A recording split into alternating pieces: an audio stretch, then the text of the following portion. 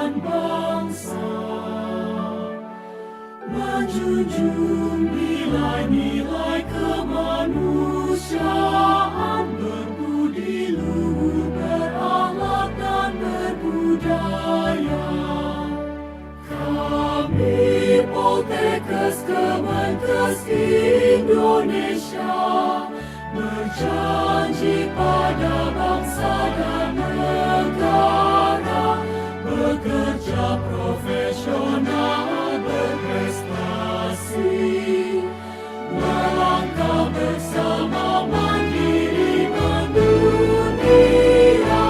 Kami Poltekkes Kemenkes Indonesia berjanji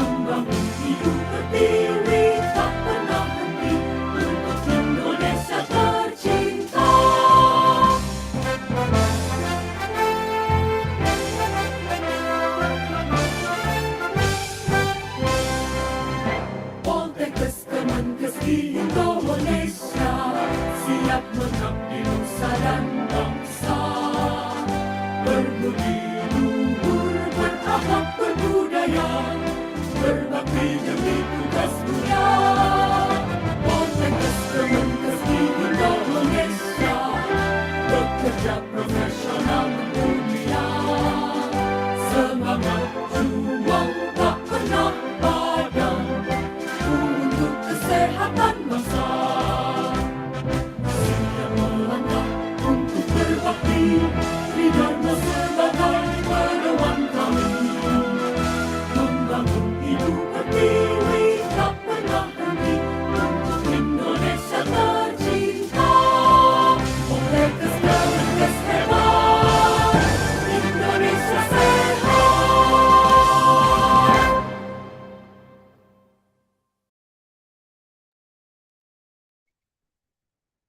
Proceeding to the next agenda, ladies and gentlemen, we will listen to the reading of vision and mission of the Department of Radiodiagnostic and Radiotherapy Technology by Kansa Konita Romadoni. Time is yours.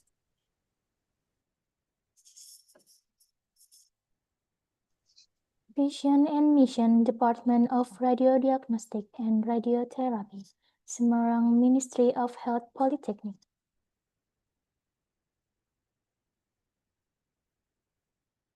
Vision.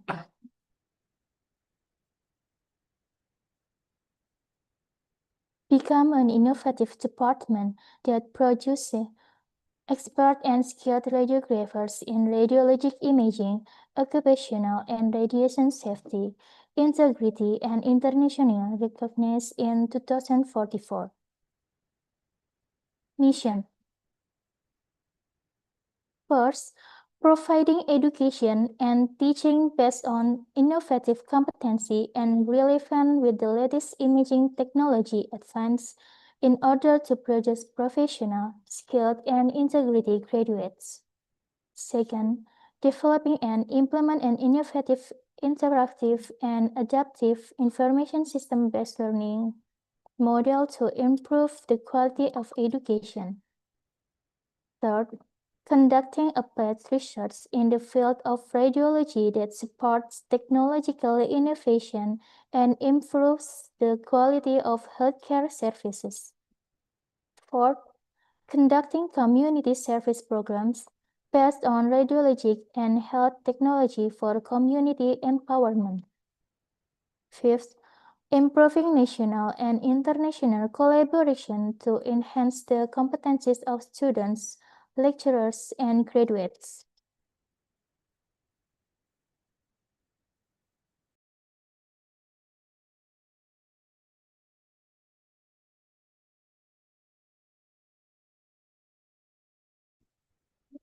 To bless today's conference, let us listen to prayer recitations, which will be delivered by Mr. Saifuddin. We kindly invite everyone to join the prayer according to your own faith and beliefs. Mr. Saifuddin, time is yours.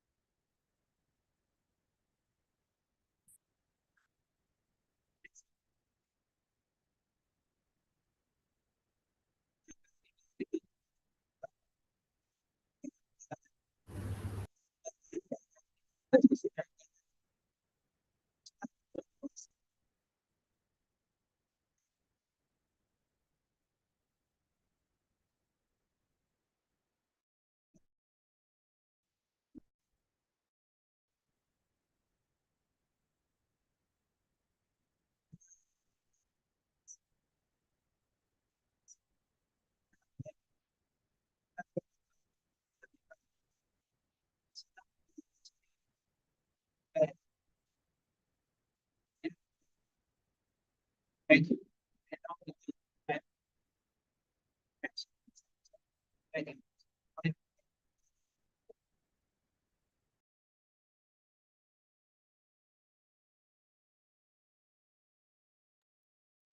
you, Mr. Saifuddin. Ladies and gentlemen, the next agenda is the program report from the head of Department of Radiodiagnostic and Radiotherapy Technology. We would like to invite Dr. Fatima, SST MKes. Good morning, Dr. Fatima. Good morning, Mbak Ana, Mbak MG. Do you hear me? Do you hear my voice? Okay. Yes, I can hear your voice clearly, Mom. So Okay. time is yours. Okay. Thank you. Bismillahirrahmanirrahim. Assalamualaikum warahmatullahi wabarakatuh. Good morning and best wishes to all of us. The Honorable Director of Health Polytechnic of the Ministry of Health Semarang, Dr. Sugianto, Master of Applied Science, MRI, Mr. Singkwansu, PhD, Country General Manager of United Imaging Healthcare Indonesia, the Head of Departments and in Health Polytechnic of the Minister and of the Ministry of Health Semarang, and then President of Indonesian Society of Radiographers, Perhimpunan Radiographer Indonesia, PARI, and members, President of Association of Radiographers Timor-Leste, Mr. Alberto dos Santos, thank you, and members, the Chairman of Indonesian Association of Radiography Education, IPRI, and members, the Chairman of Alumni Association of Department of Radiodiagnostic and Radiotherapy and members, the speakers, Prof. Rovan Seng, Medical Doctor, PhD, Dr. Gren Tan, Ms. Meng Sen Wang, Master of Medical Science, Ms. Weng Tin Su, Bachelor of Science. Thank you. The head of the study program, secretary of the study program, lecturer, and clinical instructor in Department of Radiodiagnostic and Radiotherapy. All distinguished guests and all webinar participants. First of all, let us thanks to Allah Subhanahu wa Ta'ala who gives us health and prosperity to join this event. It is my great honor and pleasure to welcome you to the third International Conference on Technology of Radiology and Sciences, IConTRAS 2025, organized by the Department of Radiodiagnostic and Radiotherapy, Health Polytechnic of the Ministry of Health Semarang. And proudly supported by United Imaging Healthcare Indonesia. This year's theme, the next frontier in medical imaging, artificial intelligence, automation, and the radiographer of the future, reflects our shared commitment to embracing technological advancements that continue to transform the world of medical imaging. As artificial intelligence, automation, and integrated imaging system rapidly innovate the roles radiographers, clinicians, and healthcare professionals must adapt and innovate. Through this conference, we hope to foster new perspectives, strengthen international collaboration, and inspire the next generation of radiography professionals. Today's program will begin with an opening speech from our respected director, Dr. Sugianto, who has continually supported academic excellency and innovation within our institution. We are also honored to hear welcoming remarks from Mr. Singkwansu, PhD, whose leadership at United Imaging Healthcare Indonesia has strengthened the synergy between industry and education. Following that, we will proceed with the MOU signing ceremony between Health Polytechnic of the Ministry of Health Semarang and United Imaging Healthcare Indonesia, a meaningful step forward in advancing collaboration education, research, and technological development. This partnership symbolizes our shared vision toward improving imaging quality, expanding professional capacity, and preparing future radiographers for the demands of modern healthcare.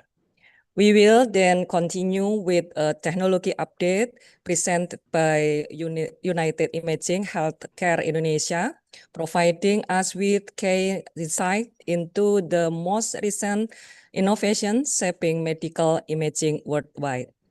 Afterward, we are privileged to have a series of lectures delivered by distinguished experts from United Imaging Healthcare.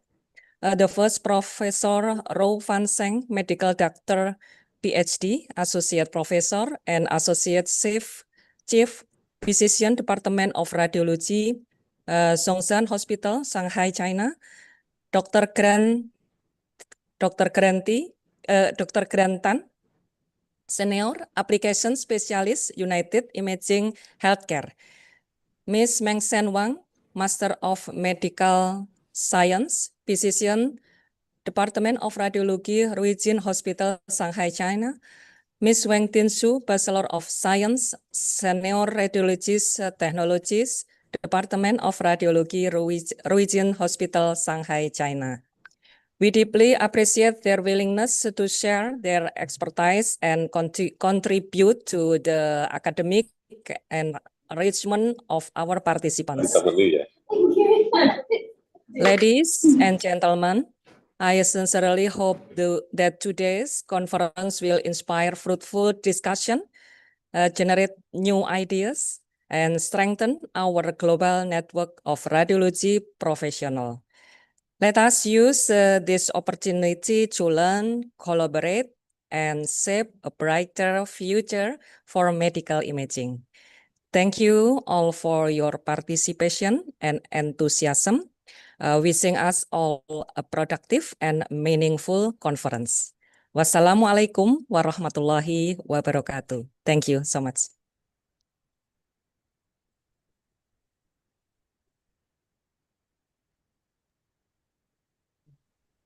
Ladies and gentlemen, we are now honored to invite a distinguished representative from our industry partners, United Imaging, to share their insight and remarks.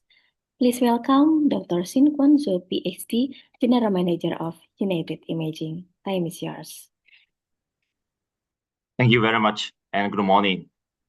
This is Xin Chuan from United Imaging Healthcare Indonesia.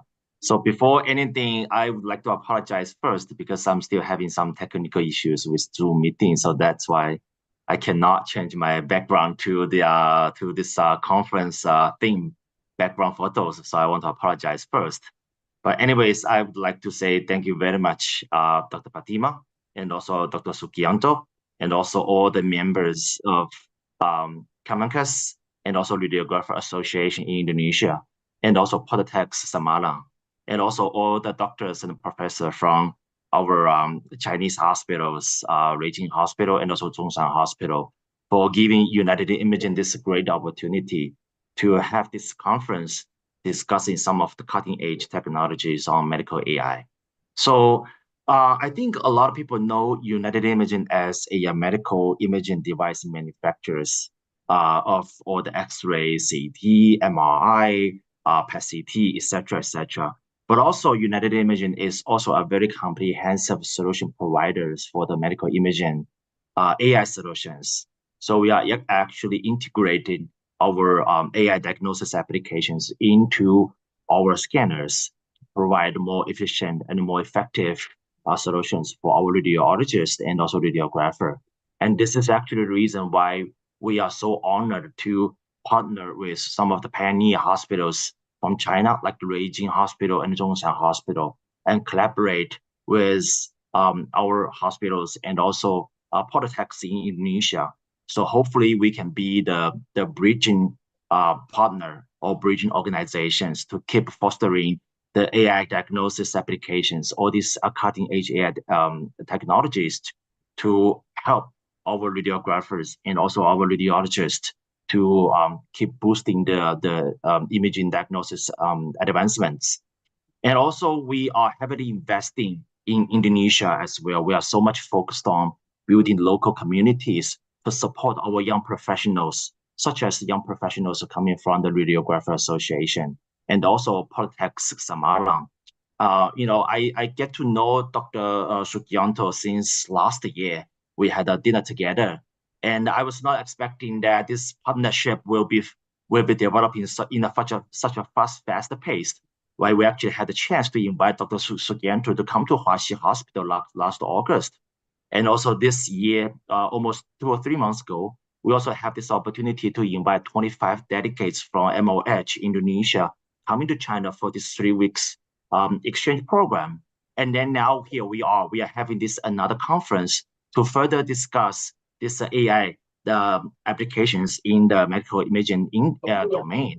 Hopefully this will be another chance to strengthening our partnership between United Imaging, the Zhongshan Hospital, Beijing Hospital, and the Polytechnics in Semarang.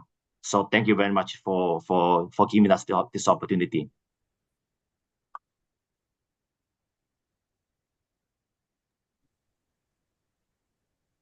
Thank you very much, Dr. Zul, for your insightful remarks and for sharing us valuable perspective with us. Thank you so much once again. Thank you.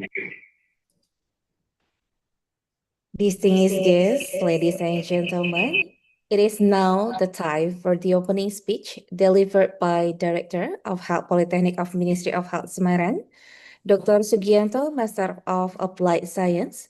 We also invite him to officially open the third IConTRAS 2025. So to Dr. Sugianto, Master of Applied Science, time is yours. Assalamualaikum warahmatullahi wabarakatuh. Waalaikumsalam warahmatullahi wabarakatuh. Good morning to all distinguished guests, ladies and gentlemen. The Honorable General Manager of United Imaging Healthcare Indonesia, Dr. Singkuan Zhou. Thank you very much for your support for us in Polkesmar Semarang, and your give us opportunity to visit the hospital in China. Thank you very much. Our esteemed international speaker, Professor from Zhongshan Hospital, Dr. Han from United Imaging Healthcare, Mr. Feng Sen Wang from Region Hospital, Ms. Wen Dengsu from Region Hospital, and Head of Department of Radiodiagnostics and Radiotherapy Technology for Polkesmar, Dr. Fatima, the organizing committee, distinguished speakers, colleagues, and all participants joining us today from across Indonesia and around the world.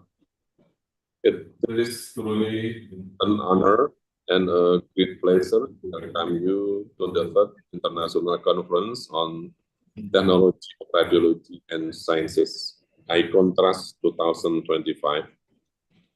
This year's conference highlights a highly relevant and impactful theme, the next frontier in medical imaging, AI, automation, and radiographer of the future.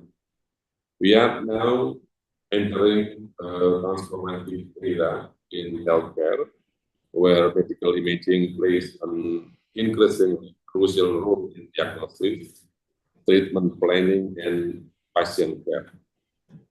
The integration of artificial intelligence and automation in radiology is not just another step forward.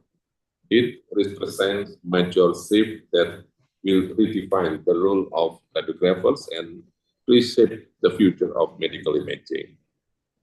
Today, we are fortunate together with leading experts and brilliant innovators who are driving these advancements. We will have the privilege to learn from their experience, insight, and latest research that continues to propel our profession forward. At Polkesmar Semarang, we are committed to equipping our students and professionals to face the challenges and seize the opportunities of this rapidly evolving field. Through strategic collaboration, including our partnership with United Imaging Healthcare, which will be formalized today through a memorandum of understanding, we strive to remain at the forefront of radiological education and practice. This conference provides an important platform for sharing knowledge, expanding networks, and fostering collaboration.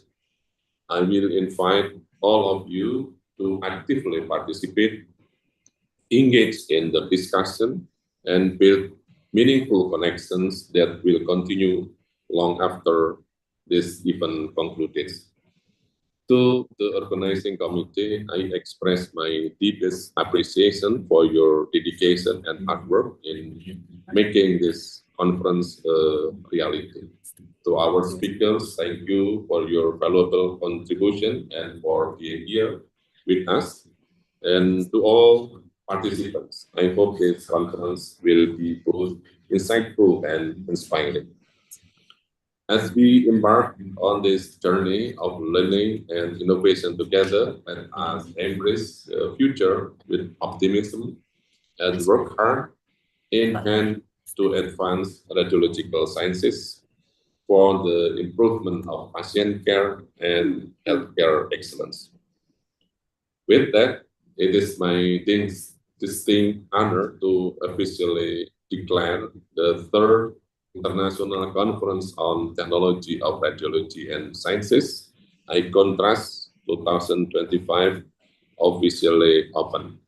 I hope this conference proceeds smoothly and proves beneficial to all parties involved. Thank you. Assalamualaikum warahmatullahi wabarakatuh.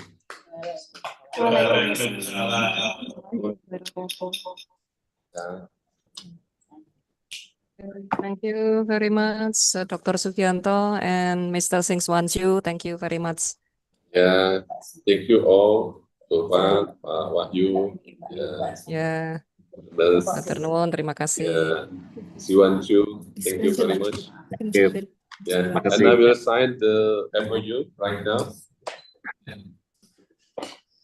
Thank you for the inspiring speech and for officially opening the event. Okay. Ladies and gentlemen, we now come to one of the highlights to this conference, the Memorandum of Understanding or MOU signing ceremony between Polytechnic, Ministry of Health Semarang, and United Imaging.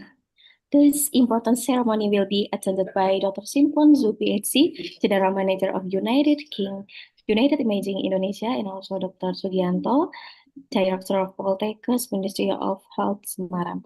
We kindly invite both distinguished representatives to prepare themselves for the signing session.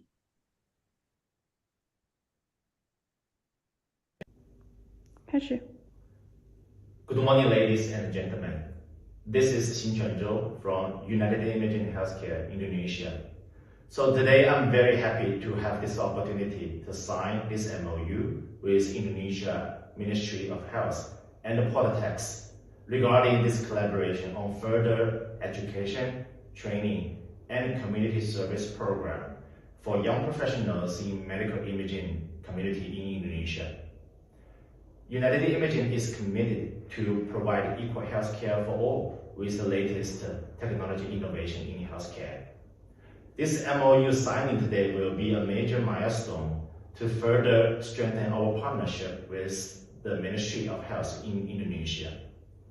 United Imaging will take this opportunity to work with the top-notch hospitals in China, such as Zhongshan Hospital, to provide continuous training program with the United Imaging latest medical imaging AI technology.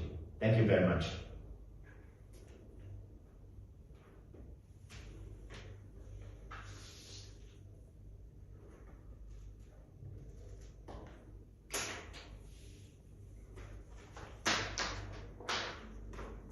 Thank you very much and terima kasih.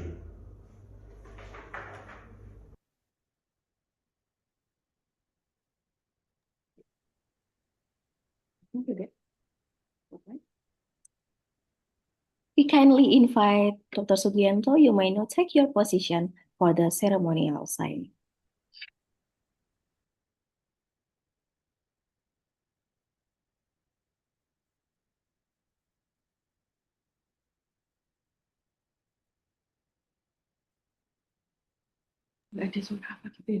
Ladies and gentlemen, the Memorandum of Understanding between Poltekkes Ministry of Health Semarang and United Imaging has now been formally signed. We extend our sincere appreciation to Dr. Sin Kwan Ju and also Dr. Sugianto for this meaningful collaboration. This partnership marks an important step forward, strengthening academic achievement, technological advancement, and future joint initiative between our institutions. We congratulate both parties and look forward to the impactful outcomes that will emerge from this cooperation. Thank you once again for this significant milestone. And ladies and gentlemen, we will now proceed with the documentation session conducted by organizing committee. In this regard, we kindly request all distinguished participants to activate their cameras for a brief moment to allow committee to capture the necessary documentation of the session. And we kindly to invite Dr. Sugianto. Oke, Mbak Ana, gimana Mbak Ana? Time is yours to give a speech for the Mr. Grant. Yeah. Thank you for all the participants, especially also thank you for Mr. Sin Kwan Su. Yeah, thanks for your support and all your speakers. Yeah, support us to deliver speech in our community in Poltekkes Semarang. Thank you very much. Thank you very much, sir. It's our pleasure. It's our pleasure, Doc. Terima kasih. Sama-sama. CC. Terima kasih Mr. Sin Kwan Su, terima kasih Bapak Direktur, Bu Wadir 3, Bu Yuni, matur nuwun, luar biasa. Sudah didampingi, didukung selalu. Ya, thank you. And to all of the distinguished guests, please kindly turn on your cameras for a moment and give your sweet smile. Okay, just wait for a minute.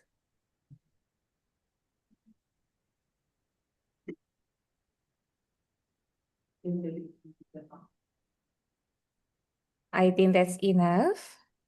So we can go to the further agenda. We are now pleased to welcome our sponsor, United Imaging, to present the latest updates in medical imaging technology. Please enjoy the presentation.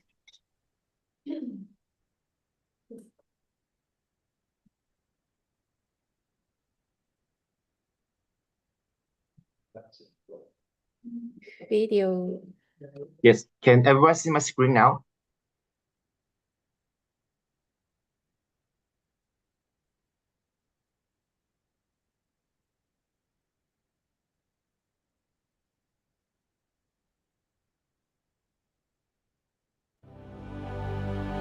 This is a universal challenge. How can we provide high-quality healthcare that benefits more people? United Imaging was born to take this challenge head-on. Driven by the mission to bring equal healthcare for all, we are committed to achieving the vision of leading world healthcare innovation. Leveraging the world's top talents, United Imaging is establishing a global platform for synergistic innovation. Focusing on prospective research, United Imaging Central Research Institute is committed to solving global medical problems. Integrating cutting-edge technologies, UIH Cloud is building an interconnected healthcare ecosystem. Setting up global production bases, United Imaging is focusing on lean manufacturing of all products. Designing an excellent user experience, United Imaging Corporate Design Innovation Center is redefining industry standards. The world's first total body PET-CT Explorer reveals unprecedented 4D dynamic total body imaging and creates infinite possibilities for clinical and scientific research. The world's first whole-body 5 Tesla MR, UMR Jupiter, and the ultra-high field preclinical MR, UMR 9.4 Tesla, form a pair of equipment that accelerates the translational path from preclinical research to clinical application.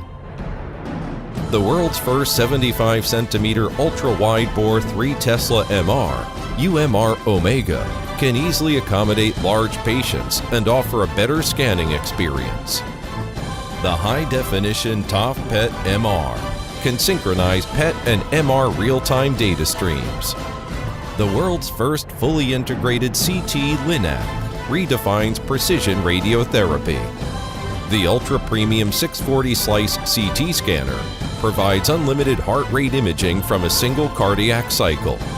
The low-dose 3D mammography system provides comprehensive care for women's health with less radiation. Innovation, now and forever. United Imaging is building an intelligent healthcare ecosystem and leading the future of healthcare. United Imaging Intelligence empowers full-mode equipment and clinical and scientific research through AI. United Imaging Microelectronics focuses on the development of high-end medical chips for the entire portfolio. United Imaging Surgical Tech creates overall healthcare solutions covering prevention, diagnosis, treatment, and rehabilitation. United Imaging Eye Healthcare builds a new ecology of precision medical imaging services. Perceive more. Provide more. Access more.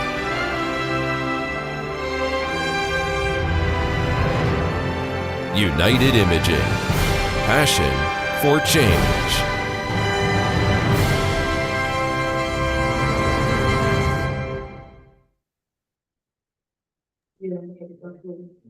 Wow, what a great technology coming from United Imaging. And we hope with the technology from United Imaging can give positive influence for the people entire the world and actually can be brighter future, especially in radiology.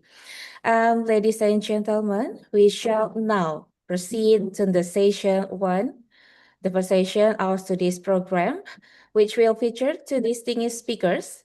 The first speaker is Mrs. Wen Ting Su, Senior Radiologic Technologist at Regin Hospital, followed by Dr. Grant Tan, Senior Application Specialist from United Imaging Healthcare. In this session, will consist of a presentation segment, followed by an interactive discussion and question and answer, and will be concluded with the certificate award. The entire session will be professionally guided by our esteemed moderator. She is Mrs. Dwi Rohmayanti. Good morning, Mrs. Dwi Rohmayanti. Morning, everyone. It is clear, my sound? Yep, Okay, thank you. hear your voice clearly, so the time is yours, Mrs. Dwi Rohmayanti. Okay, thank you, Master of Ceremony. Ladies and gentlemen, distinguished guests and colleagues, let me say to hello, Mr. Grantan. Are you there?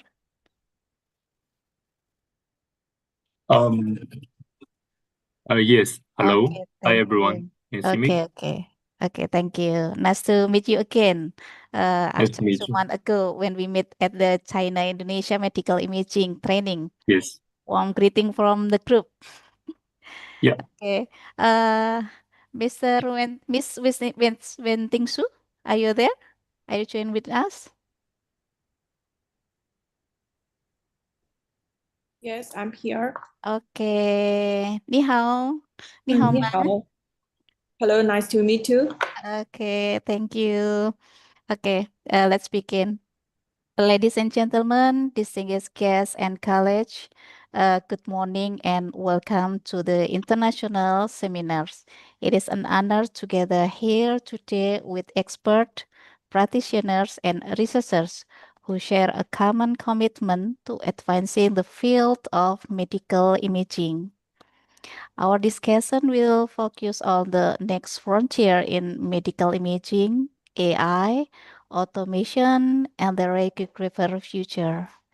As we enter a new era of healthcare transformation, artificial intelligence and automation are reshaping not only the way we capture and interpret medical images, but also redefining the evolving role of radiographer.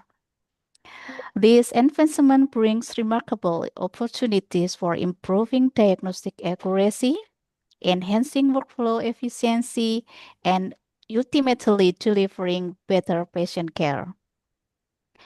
We are privileged to be joined by two distinguished speakers from prestigious institutions, Russian Hospital and United Imaging Healthcare. Our first speaker is Weting Su, Bachelor of Science, is a senior technician with a bachelor degree working in the MR group at Russian Hospital Northern Campus, affiliated with Shanghai Jiaotong University School of Medicine. She is actively involved in several professional organizations, including committees focused on the integrated traditional and Western medicine and neuro-ophthalmic radiology. Her role across multiple imaging societies has highlight her strong commitment to the advancement of medical imaging. Our second speaker is Dr. Grant Tan, Senior Application Specialist at Shanghai United Imaging Healthcare. Dr. Tan holds a PhD in Medical Radiation Science from University of Canberra, Australia. His professional experience span on CT, X-ray, and DSA applications, with strong involvement in integrating emerging imaging technologies into clinical practice. I invite all participants to share your question. Please free to raise your hand and type your question in the chat box. And maybe you may address your question to any our speaker. Ladies and gentlemen, to begin our session scientific, I would like to invite Miss Su to present her talk titled Experience Sharing of MRI Technologies. Miss Su, you may take the screen and your allocated 30 minutes.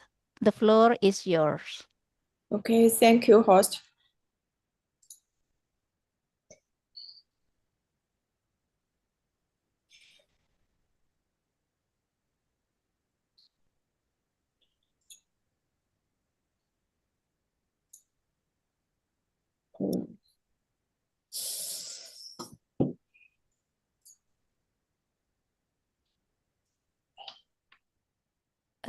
Miss Su, are you Yeah, sorry. want I share have your screen, or maybe we can help you to share? I have a little problem. I can't. Maybe we can help you to share your presentation from here. Mm,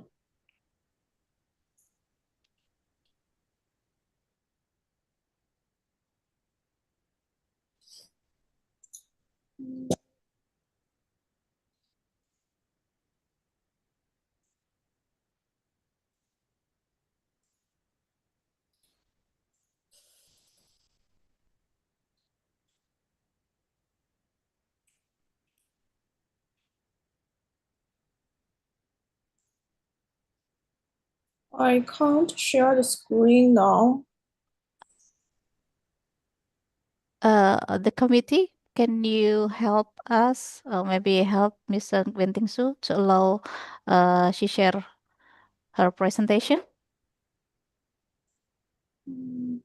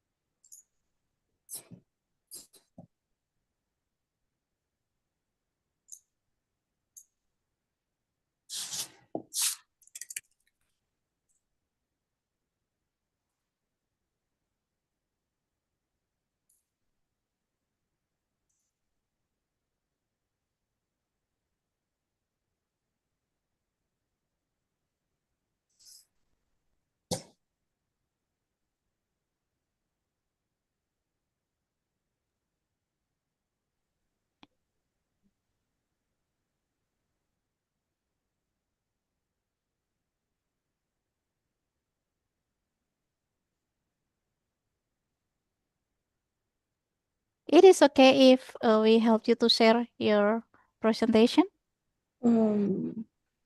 Sorry, I have some problem. The next speakers can speak now, and I after him to speak.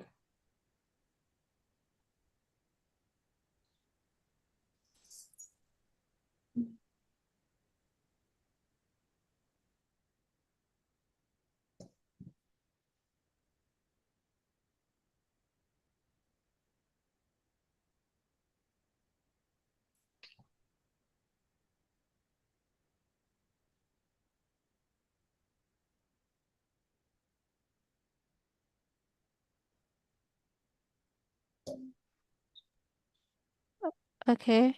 Udah.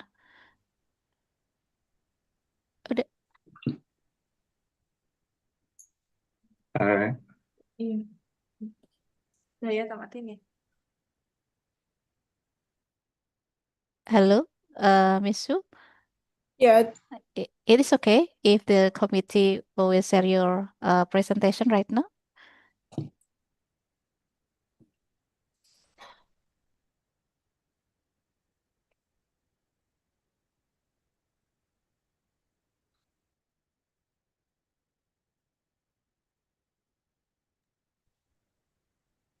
Sorry, everyone, and the host.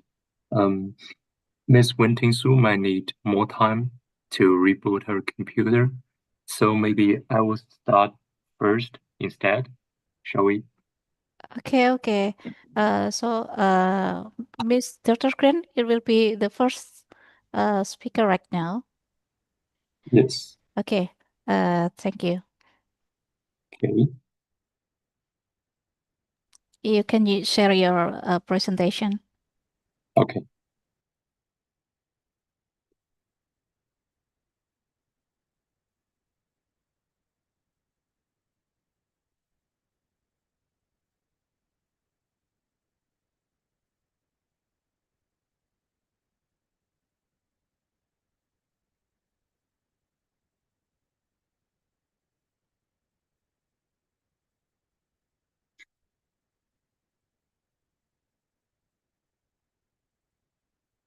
All right.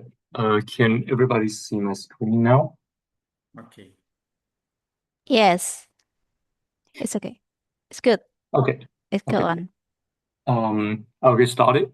So, good morning, everyone. Selamat pagi. My name is Grant Tam, and it is my greatest pleasure to join all of you today. And I want to thank you all for your time, and thank you, the organizers, the Indonesian radiology and radiographer community. It is truly an honor to speak to more than like 700 radiographers across Indonesia and in Southeast Asia. So today we will explore the challenge of cardiac CT imaging, the latest technology advancement, and how modern solutions, especially from United Imaging, can help us achieve better diagnostic accuracy and improve workflow efficiency and support patient-centered care. And I hope this session will give you a practical insights you can bring back to your hospitals and using daily cardiac CT practice. So let's begin.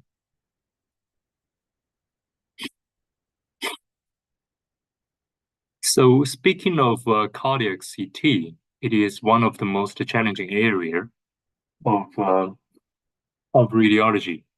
So there are two major difficulties. First is that the heart is constantly moving, as you all know. Even when the patient holds their breath, the motion of the coronary arteries, especially the right coronaries, makes it difficult to obtain clear images. And the second difficulty is that the heart's structure is highly complex and delicate. Even a small amount of motion or noise can significantly reduce the image quality, making the diagnosis more difficult. So In recent years, advancements such as rapid scanning CT and dual source CT have improved both temporal and spatial resolution. For United Imaging, we have developed a comprehensive CT cardiac imaging solution with a 640 slice CT system, which also has a 16 centimeter coverage of the detector so that it can cover the whole heart. So with such technology, it supports precise diagnosis, personalized medicine, and better long-term health management. So today we will go through these technologies one by one. So before we go deeper into cardiac CT, it is quite important to make sure everybody understands why cardiac imaging matters so much. So this figure shows the global burden of cardiovascular diseases measured by disability adjusted life years. Cardiovascular disease remains the #1 cause of death globally. Regions such as Southeast Asia are experiencing rapid increases in risk factors like diabetes, obesity, and lifestyle-related conditions. So for us radiographers, this means cardiac CT demand will continuously grow, and we must therefore ensure that our scanning technology and workflow can handle this increasing demand while maintaining accuracy and patient safety.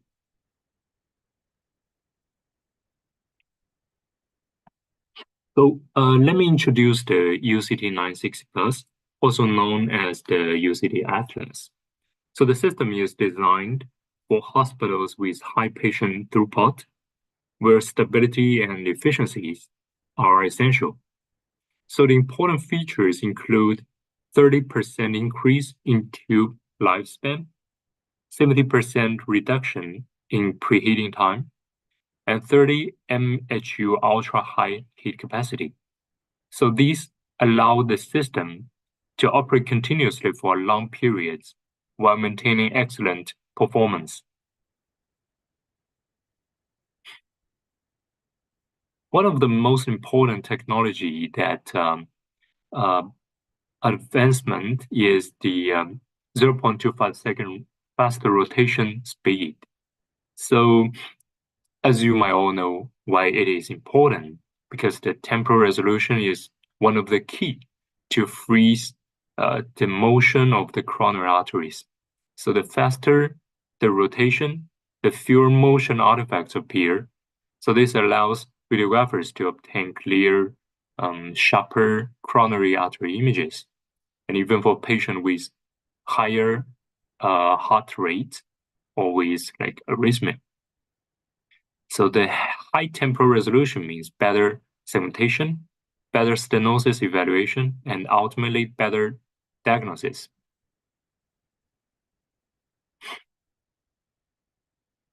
And another major breakthrough is the 160 millimeter wide area detector. So currently the widest in the industry. This large coverage allows so first 1-beat cardiac scanning, and second free breathing cardiac scanning. So the coverage for large anatomical area, so it's extremely useful for elderly patients who cannot hold their breath properly, and patients who cannot hold breath as the elderly, maybe the young children or other patient who has severe damage to their body. And also it is useful for the patient with arrhythmias and the pediatric patient. So with wide coverage, we can complete a cardiac scan imaging in a single heartbeat. So this can dramatically reduce motion artifacts and to reduce repeat scans. And here is a simple overview of the cardiac CT workflow using United Imaging technologies. So in the first workflow, scanning, we use a 16 centimeter Z coverage and 0.25 second rotation speed. And in terms of reconstruction, we have the AI-enhanced technologies such as UAI Vision, which is a 3D camera that can capture all body positioning and can do auto positioning. And also we have ECG editing and E-phase automatic phase selection and audio capture AI-based motion correction algorithm. And when speaking of post-processing, we have the intelligent heart analysis, coronary artery extraction within 1 minute, plaque and stenosis evaluation. So all these can be automatically done within 60 seconds with one click. The goal is to make cardiac scanning faster, more accurate, and easier for both radiographers and radiologists.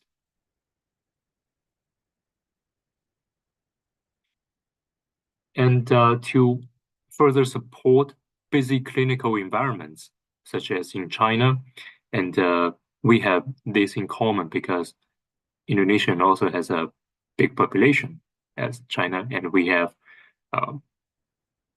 in China limited resources to help so much patient. So the system needs to include an intelligent workflow designed to reduce manual steps. So firstly, we have the easy positioning, automatically identifies anatomical landmarks to ensure proper alignment. An easy range can help you quickly and accurately position the scan range. Easy ISO ensures that the patient is centered correctly, which is very important for reducing radiation dose and improving image uniformity.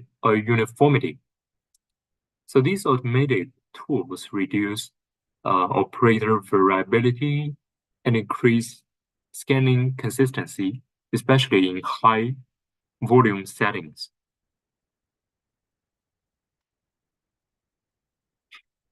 So here we can compare like the scanning method used in cardiac CT.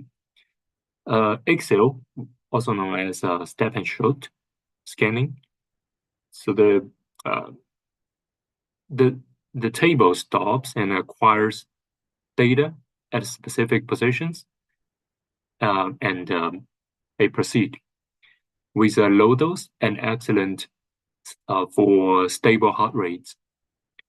With a 16 centimeter coverage, 1 beat Excel scans becomes possible.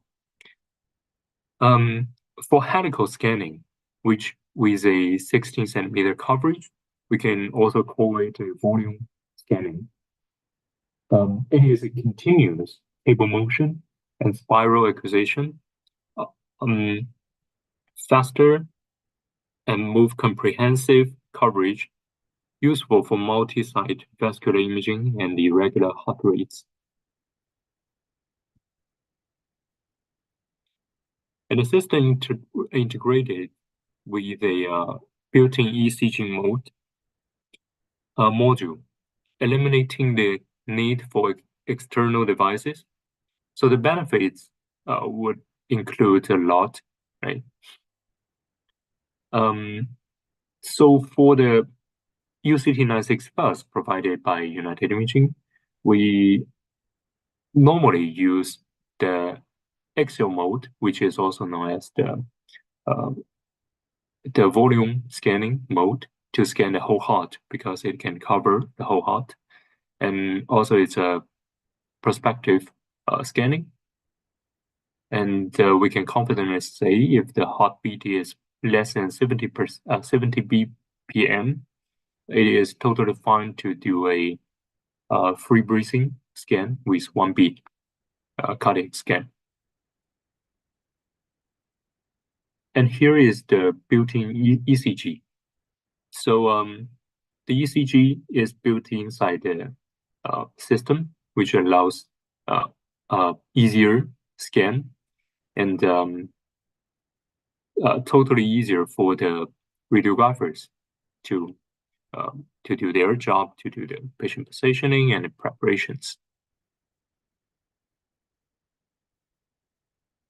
Okay, now let's talk about the Cardio Assist, which is a automatic heart assist technology that can provide a personalized CCTA parameter based on the patient's cardiac training. So before we really do an examination, we will ask the patients to do a cardiac training before the scan, and after a certain amount of time, the system will provide you with the patient's heart rate condition and how many arrhythmia was detected before the scan, and the system will provide the radiographer with a recommended scan range and parameter. So this can further increase the success rate of the scan.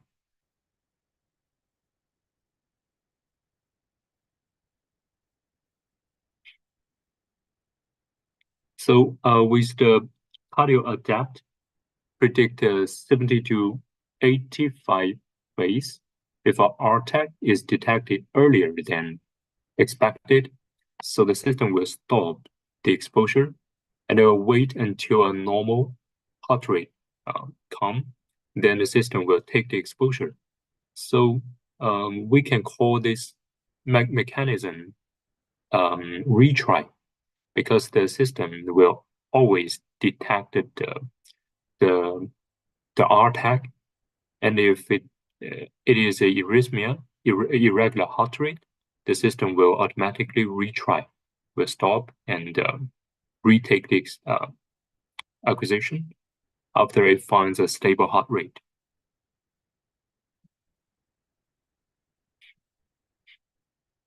So for low dose modulation, the system specifically provides a extremely low 60 kV scan mode for like pediatric patient.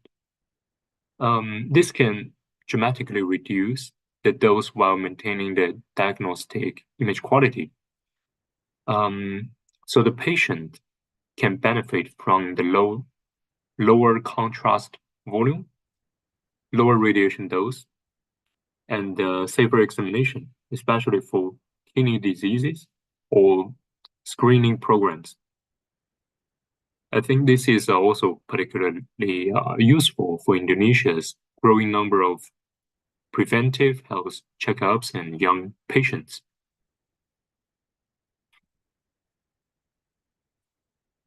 And here is an example of a 51-year-old female scan at only like 0.035 millisievert, extremely low dose.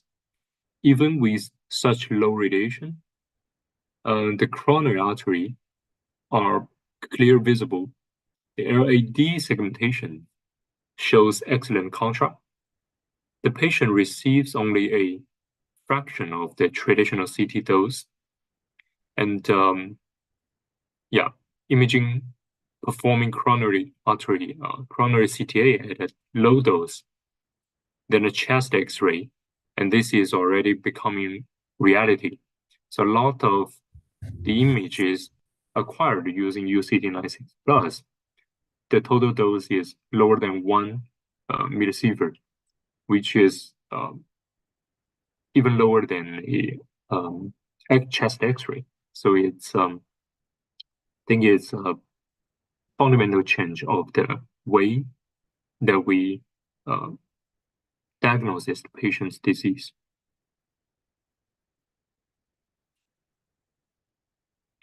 And the ECG-gated dose modulation also helps to deliver full dose only during the optimal cardiac phase, and we can reduce the dose for the rest of the cycle.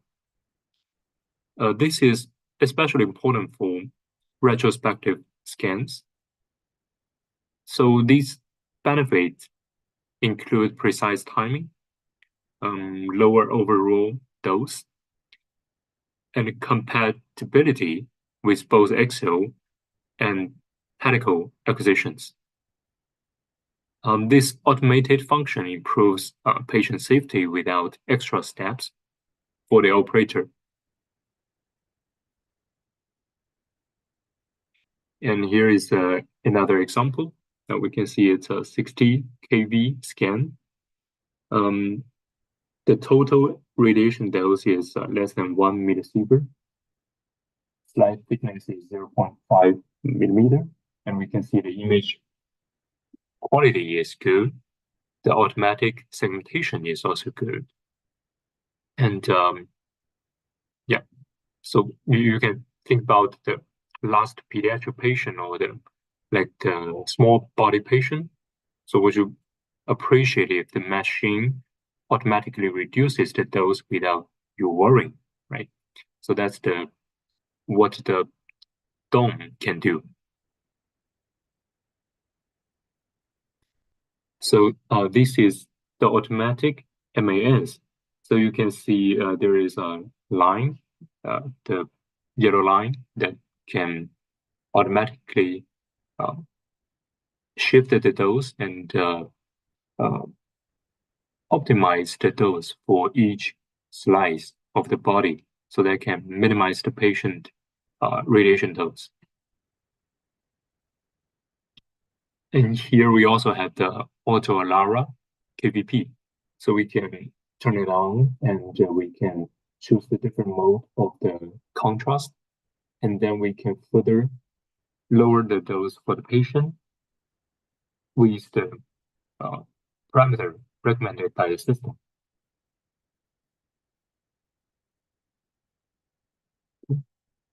So for the cardiovascular solutions, we have faced these difficulties and pain points. So we will face like blurred image. Also, we need to consider the radiation dose and the scanning time, and also the distortion of the heart region. So our solution is that we have the high-speed spiral and 16 centimeter coverage to help with the scan, and also with several technologies and methods, including cardio capture, like E-phase, cardio assist, adapt, that can adjust the CT scan parameter. Here is another example. This is a patient with arrhythmia, and we can see the ECG of this patient. Average is 123, minimum is 50 BPM, and the maximum is 215. It's a extreme patient condition. And we used an axial scan with 1 beat scan, and the radiation dose is low as 1.13 millisievert. So this is smooth. You can see the vessels, and the vessels all clear and sharp, and we can see detailed vessels even with a patient with such high heart rate and with arrhythmia, extremely arrhythmia. So here is an example. And another example of a 63-year-old male patient. We can see the average heart rate is 103 BPM. Also, this is the automatic reconstruction result. We can see the vessels are also reconstructed with a very clear and sharp manner. And in the CPR image, we can also see the clear vessels. And also we can see the LED software flags clearly, right? And another pain point is the bypass and stent, which is very difficult to for the CT scanners to reconstruct and scan. So for the bypass patient, we can, the pain point is large range and faster scanning speed. And the radiation exposure is also a concern. And also the artifacts and motion artifacts. So for the bypass patient, we normally use an 8 centimeter coverage helical scan with a ECG-gated helical scan. So that can ensure we have the best success rate of the bypass patient. Yeah. Sorry. Hello, Dr. Tan. Your time is 10 minutes left. Sure. I will speed up a little so I can make sure that we can go through more cases and more technologies. Thank you for the reminder. This is a patient with a stent. We can see the follow-up of the scan as well. The heart rate is also very high. It's 69 BPM to 234 BPM. So we use a axial scan with 1 beat, and the dose is extremely low, 0.4 millisievert. And we can clearly see the stent and see the structures inside the stent. So I think this is kind of impressive for a patient with such heart rate and condition. And here is an example of a coronary bypass scan. We can see this is a 70-year male patient with a heart bypass surgery. And we can see the vessels are unobstructed. And we can reconstruct the bridging vessel. And total radiation dose is 1.52 millisievert. So also the patient heart rate is quite stable. It's around 70 or 80 BPM. But the reconstruction is kind of impressive because this is all automatic reconstructed. There is no like manual intervene. And also we have another example to show, which is multi-site vascular imaging. So let's just see the examples. So here is the cardio cerebral vascular imaging with 1 contrast injection. So we can see the image is also clear and sharp. And in the coronary artery, we can also see a stent.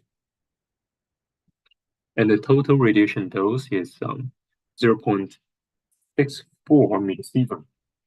And the automatic coronary tree extraction is also very clear, as well as the CPR reconstruction.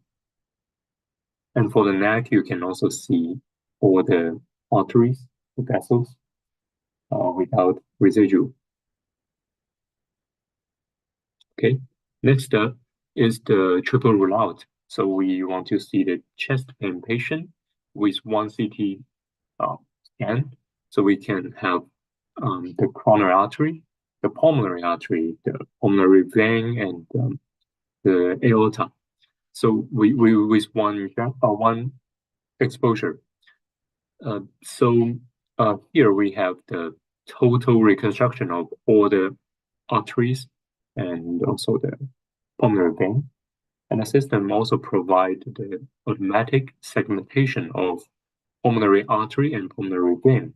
So that can help the doctors to further diagnosis and also helps the radiographers or the radiologists to do the post-processing because the system will automatically segment the pulmonary artery and vein. Right. And last, we have the pediatric scan, also one of the difficult scan that needs to pay extra attention because the children are more sensitive to radiation dose, and we want to make sure to minimize the radiation exposure to this kind of patient. And the sedation the patient, especially the pediatric patient, may feel difficult to remain still during a CT scan. So the result could be a blurred image, or we need to be extremely fast to scan the patient. So with the solution we provide is the lowest voltage is 60 kV scan, and we have specific low dose CT protocol for pediatric scan to minimize the radiation exposure, and also the 16 centimeter large range scanning is also enough to cover the children's heart.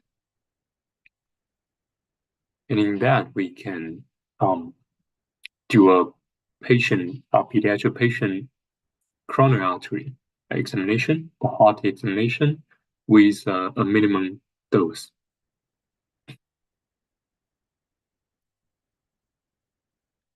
Congenital coronary artery CTA also, it's quite difficult. And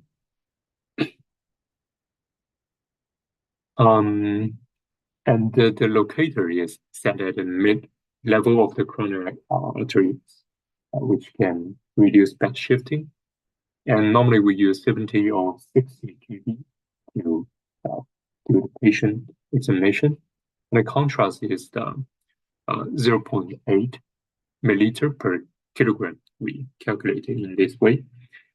And in that we can acquire images like this, which is here we have a 3-month-old infant with severe congenital heart disease. And it can show the dedicated structure of the CHD with low dose. Okay.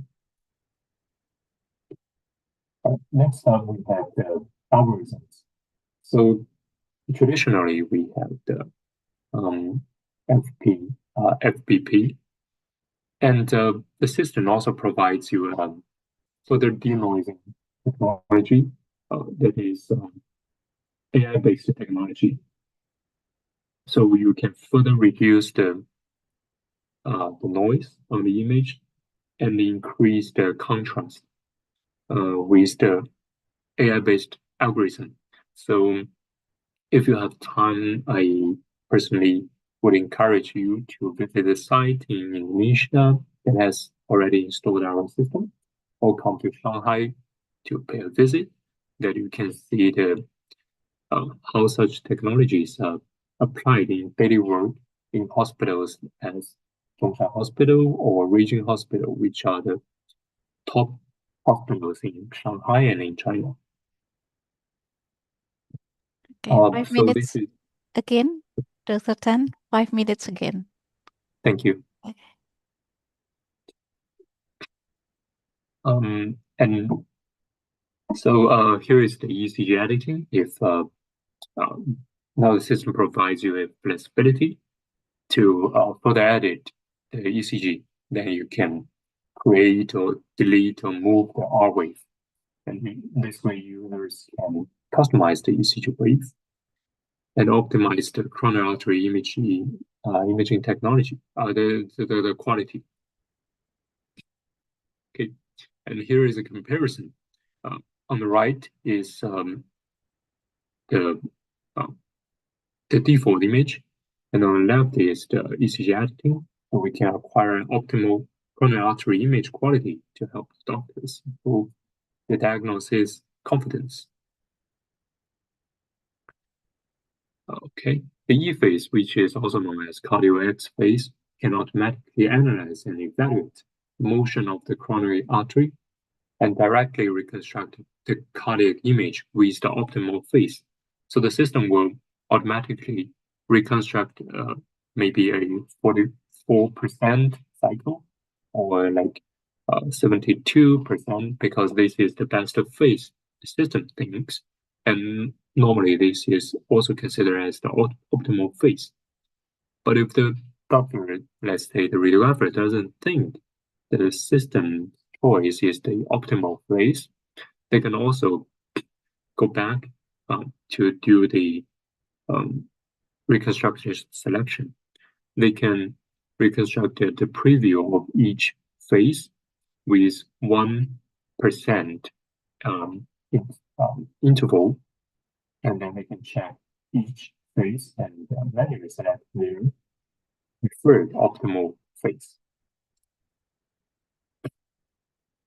So we can see the comparison with a E phase or without a E phase.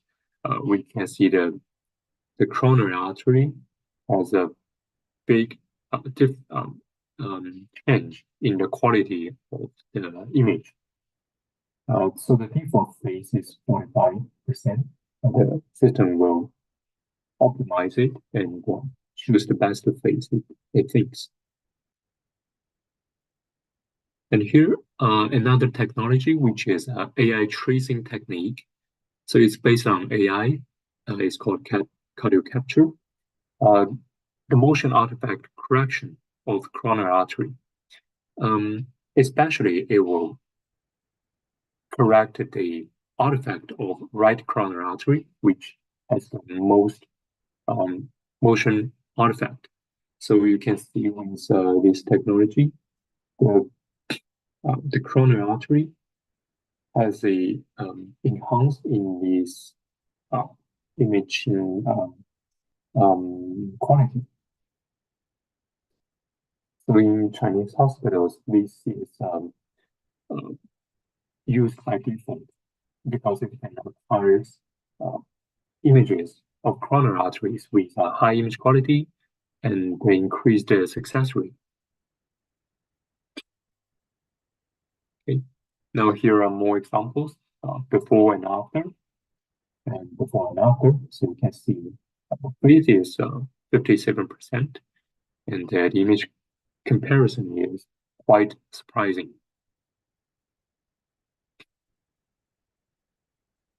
Okay, and also we provide a lot of post-processing softwares, including 1-minute automatic post-processing of coronary artery and like pulmonary arteries and or other post-processing.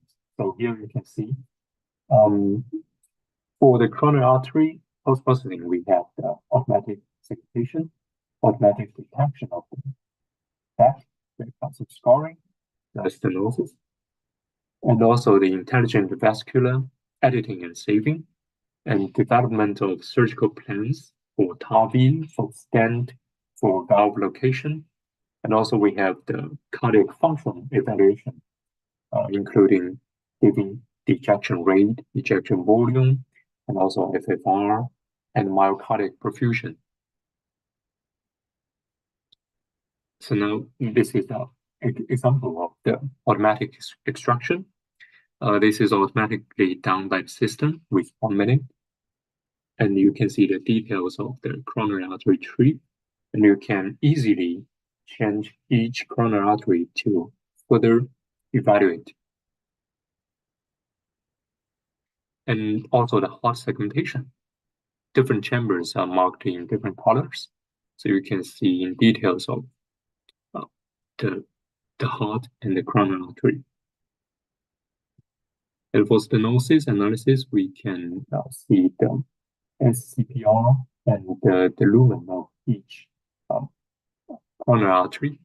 And then we have the table that shows the details, the parameters, the results of the stenosis.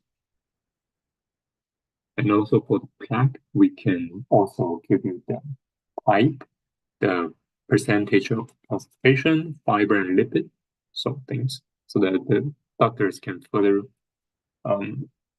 evaluate the disease.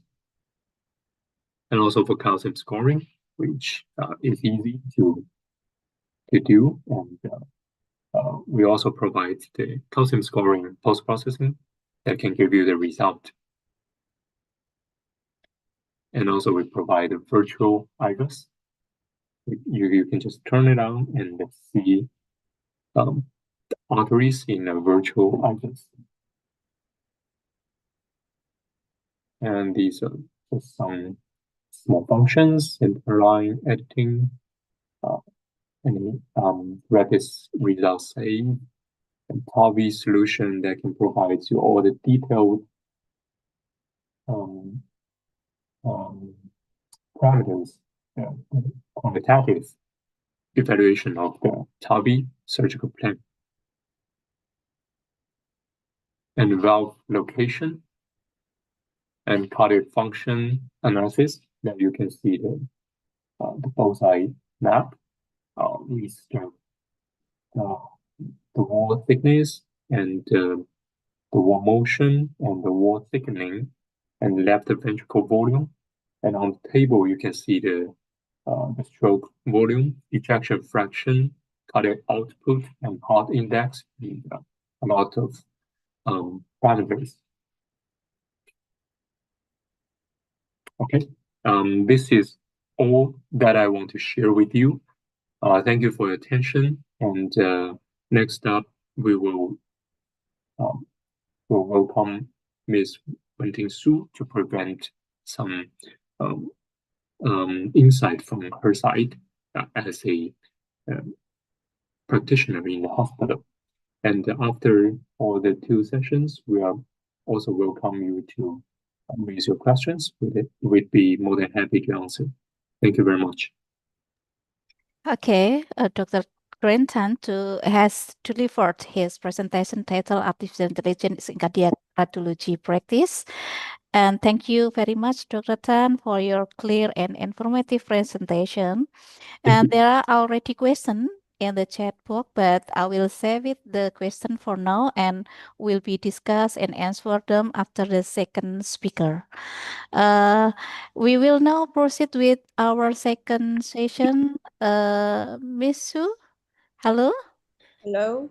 Okay, are you ready to present your presentation? Yeah. Okay, you may take the screen and you're allocated 30 minutes. Okay, thank you, host. Yes.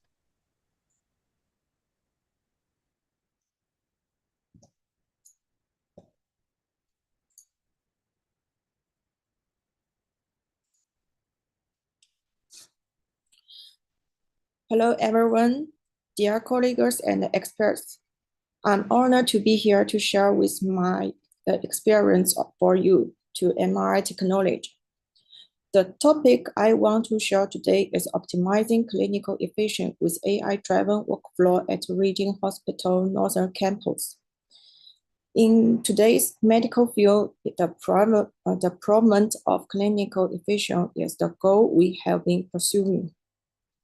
Next, I will give you a detailed introduction. Sorry, Miss Su, can you slideshow your presentation?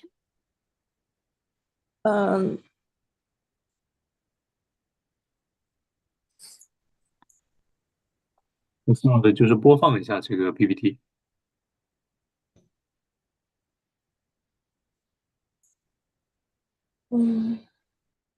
我在播放。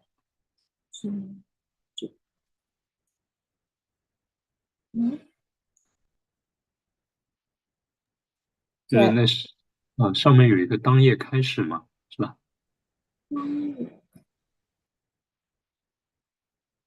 没有诶，能看得到吗？我们现在看到的是一个还没有开始播放的 PPT，就是左边是有大纲，有一页幻灯片的那个。是这个吗？对，目前我们看到是编辑页面，就是你们可以把这个幻灯片开始播放一下。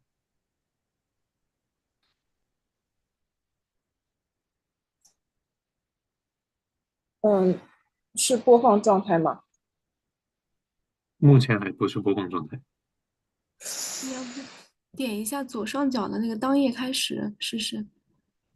格式刷右边，格式刷右边。Miss Su, but it's okay. You must go on. You can go on.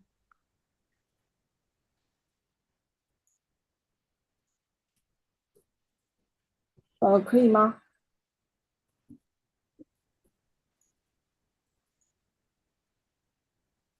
我这边看到目前还没有开始播放。但是我电脑显示已经开始播放了。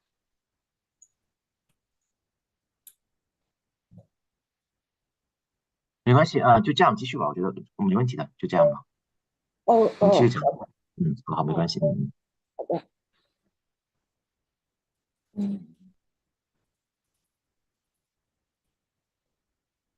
This sharing mainly focuses on four aspects. The first is introduction with introduced MRI equipment of the radiology department of the North Hospital of Region Hospital, followed by working hours and the diary workload, which analyze the working hours and the diary workload of different shifts. This is followed by average scan time by body region, which ensures the average scan time of different body regions. And finally, AI in clinic workflow, which explores the application of AI in clinical workflow.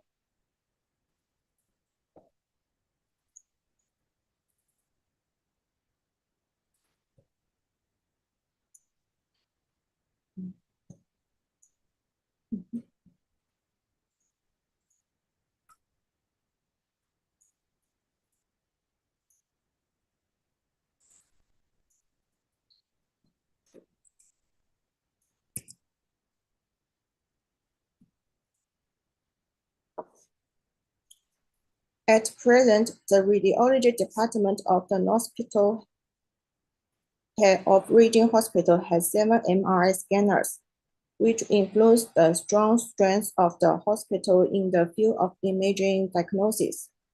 There are 2 3T MRI scanners produced by GE.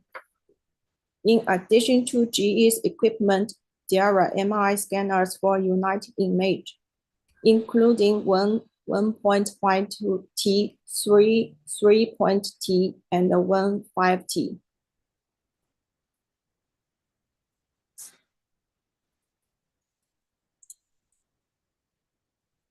Now,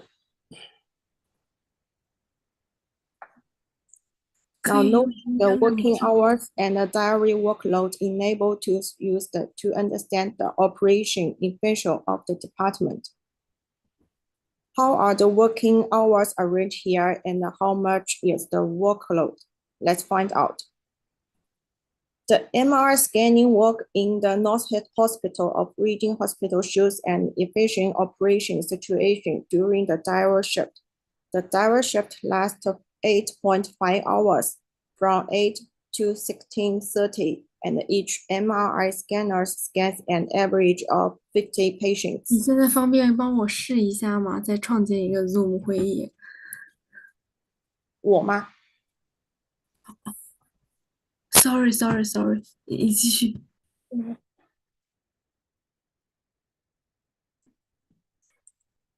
In terms of optimizing workflow and improving operation efficiency, hospital merging the original day shift with the middle shift, with working hours from 8 a.m. to 8 p.m., totaling 20 hours, resulting in an increase in the average diary patients respecting per MRI scanners from 50 to 85. In this way, it not only meets the examination needs of more patients, but also greatly shortens the waiting time of patients.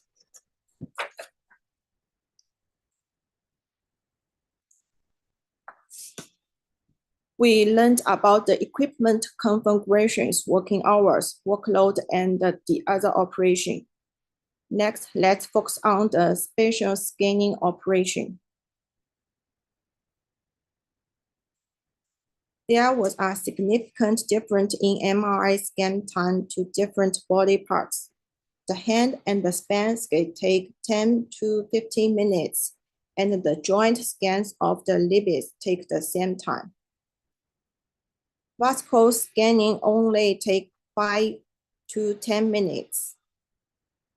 Abdominal and the probe scans take 50 to 20 minutes.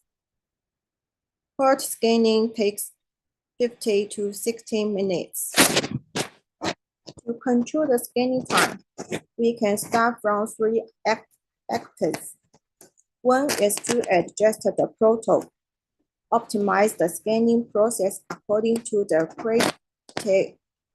characteristics of different parts and the clinical needs, remove unnecessary steps and improve efficiency. The second is to strive for the cooperation and the patients. Give detailed guidance to patients before scanning. Let them understand the scanning process and the methods needing attention, and reduce the prolonged attention of scanning time caused by patients' non-cooperation. Third, with help of AI acceleration, quickly process and analyze scanning data and shortens imaging time. Through these measures, the scanning efficiency can be effectively improved on the premise of ensuring the scanning quality.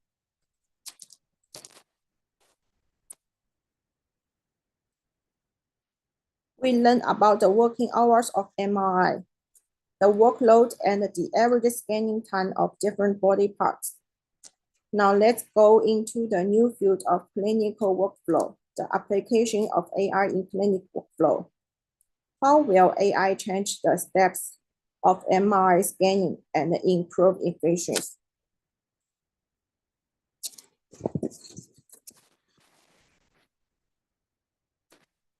CS2D exhibits excellent accumulation performance in the field of magnetic resource imaging.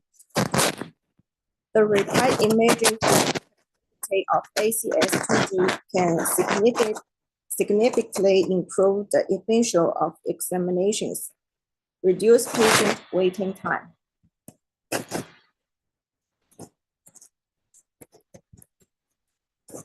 ACS technology achieved ultra-fast imaging and shows significant advantages in the clinical applications. This technology covers all parts of the body and can complete multi-site examination in a very short time. For example, the hand examination only takes 82.5 seconds. The lung spans 81.5 seconds, and so on, which really covered the whole body.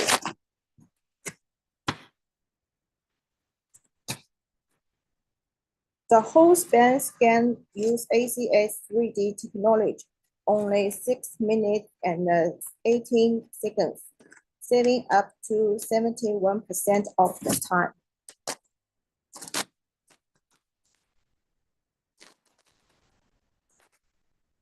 In the field of magnetic resource imaging, signal-to-noise ratio is key indicator of imaging quality.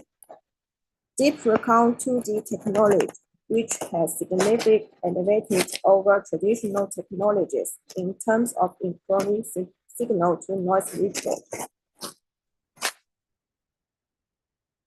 For example, under the same conditions, deep recount 2D technology can greatly enhance the signal-to-noise ratio of images, which means that clearer and more actual imaging can be obtained.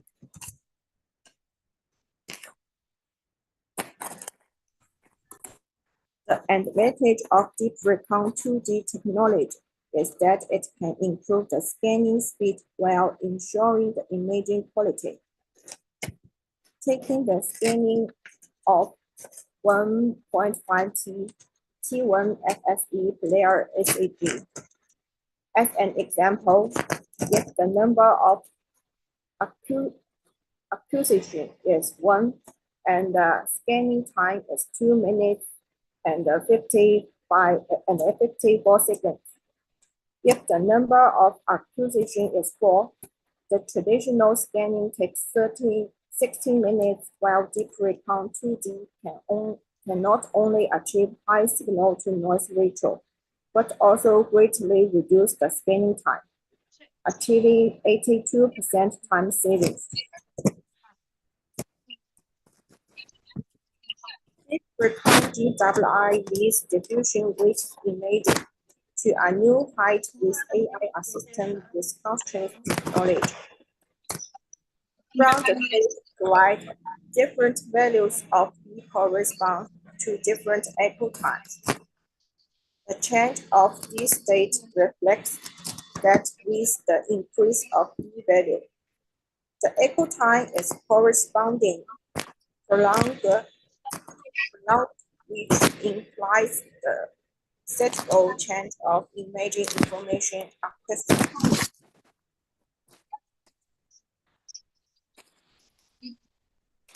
Deep Recon 3D achieves a future increase in accuracy in terms of noise reduction and artifact reduction.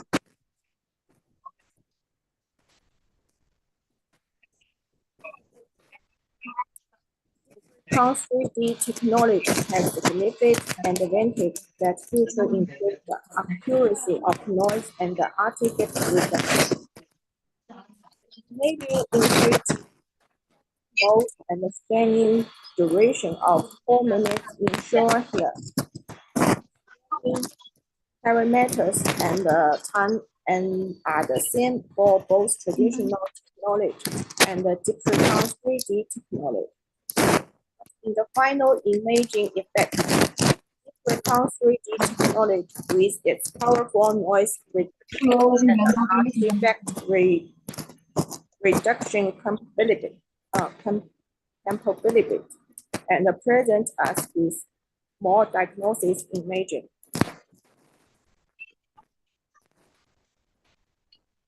Two scan has powerful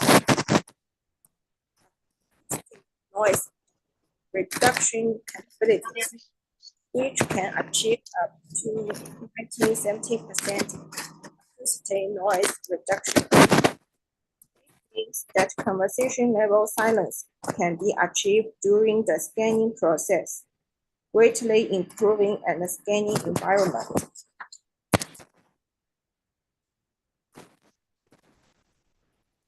Scan automated position and covers more clinical scenarios.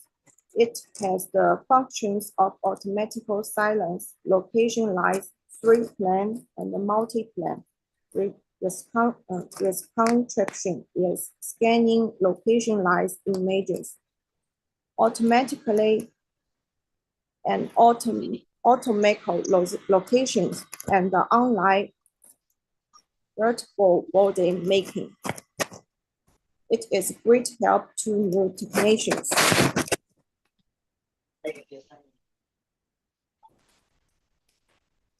Now let's focus on the key area of cardiac scanning. EasyScan cardiac enable intelligent cardiac silence positions. In the past, cardiac scanning required patients to hold their breath 8 times, which was not only a challenge for patients, but also prone to image artifacts due to the respiratory movement. Now, through EasyScan cardiac, patients do not need to hold their breath directly into the scanning mode of free breathing, greatly improving the patient's examination experience. At the same time, it can automatically reconstruct the position images of 7 planes and only need one key to operate.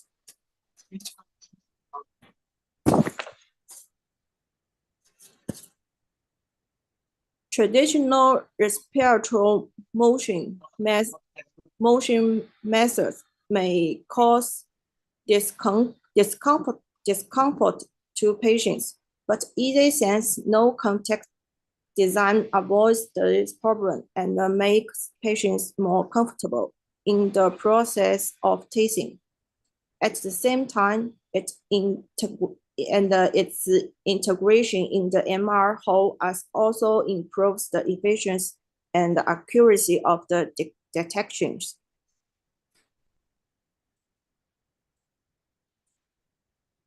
In medical imaging process, the traditional manual blood vessels cutting methods has made disadvantage. It requires hundreds of P strokes and takes up to 5 minutes to process, which is extremely inefficient. Easy crop implantments automatic muscles tiring basic on deep learning. It can not only accurately cut the blood vessels of different parts, such as hand blood vessels, hand and cardiac arteries.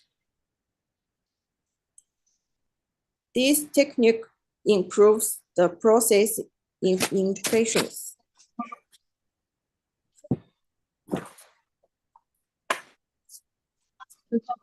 The mocap technology brings a new experience of real-time motion capture. It can intelligently convert motion signal into dynamic motion proofs, realize real-time motion,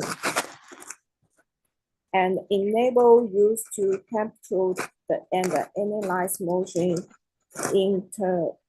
individually and currently. Miss Sue, your time 5 minutes. Okay, thank you. Okay. At this point, this sharing is coming to an end. I hope that today's content can bring you available inspiration. Thank you for listening. Thank you. Okay, thank you, Miss Wen Ting Su, for your insightful and inspiring presentation. And we are turned to the chat box. There are already questions from the committee. Can you show the question from the audience?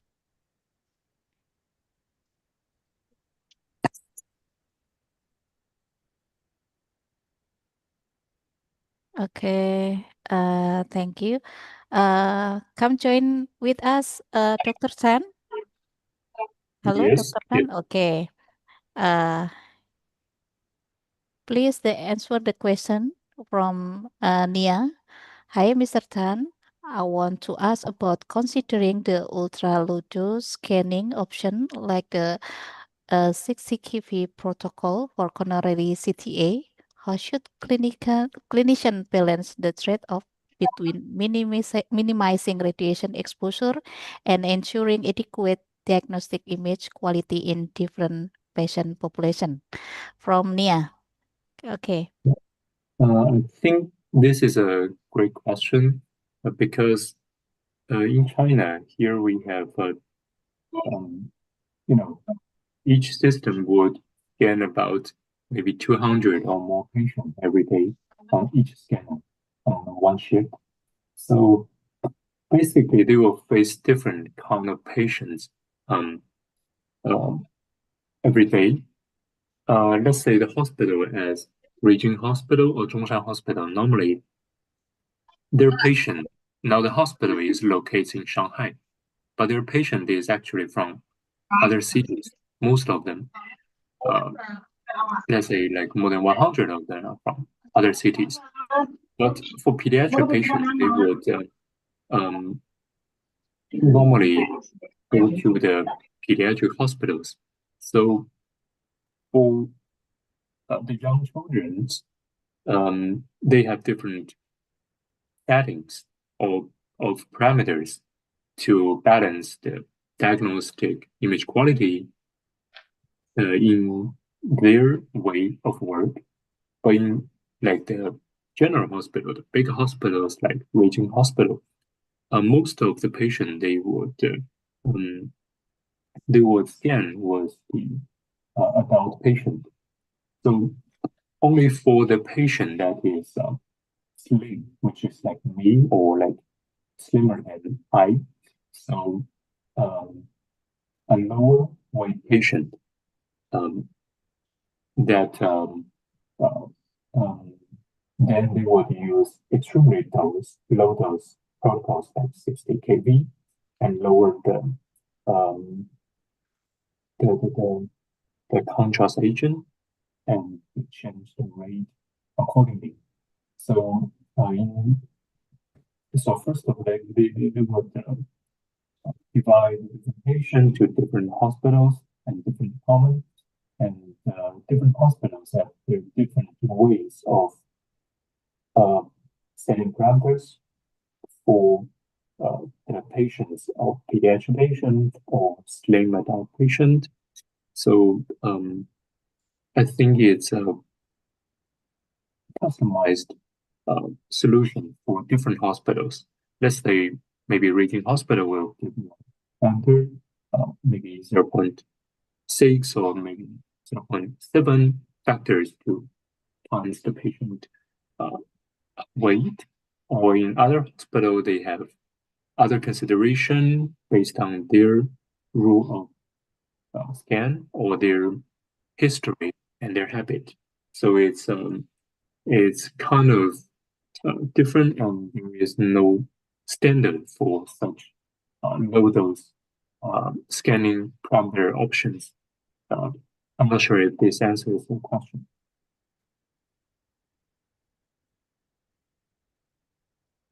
Okay, I think it's clear.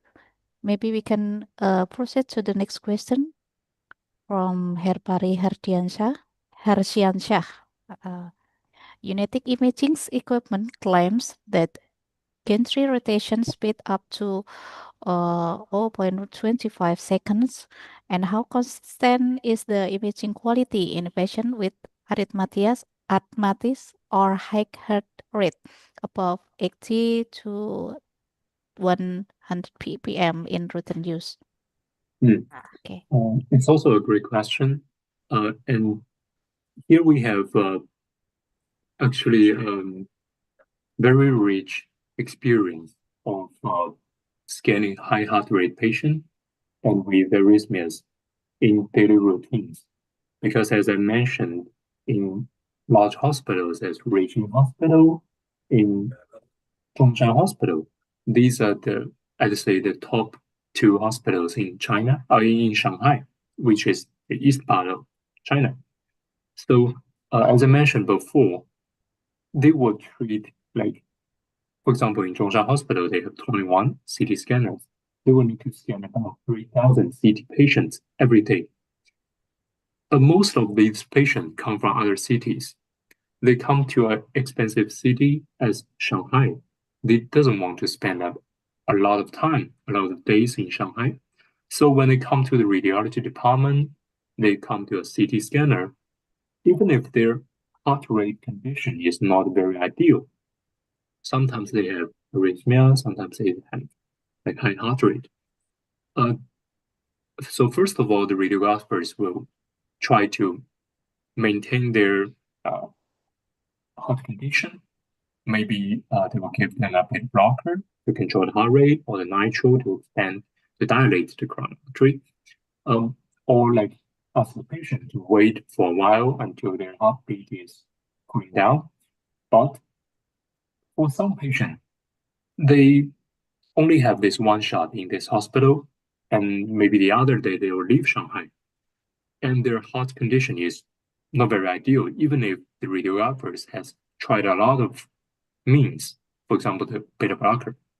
Then this kind of patient would be also scanned with a high BPM and with arrhythmia. So based on my experience, the radiographers is the key, because they know how to set parameters and how to make sure the patient scanned with a high success rate, with a high image quality. So let's say in Region Hospital, every day they scan so many patients, like 200 patients on a scanner. So even if they might look young, maybe as Ms. Wan-Ting Su, but she is extremely experienced than a lot of senior radiographers or radiologists in other countries. So they know how to set parameters.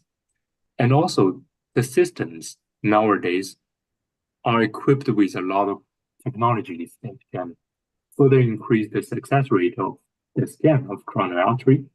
not just only like 0.25-second rotation speed, but also the 16-centimeter coverage, and also the AI-based algorithm, and also the automatic selection of the reconstruction. So all these factors combined, we can make sure the success rate is in a very high standard in the hospitals in China, in Shanghai, even if for the patient that has extremely high heart rate and arrhythmia. So if you want, or if you have a chance, you're very welcome to come to Shanghai and to these hospitals to have a visit. And you can see, even like in a random day you visit, you will see on the past history list, on the same day they have already scanned a lot of high heart rate patients, and they have to do that.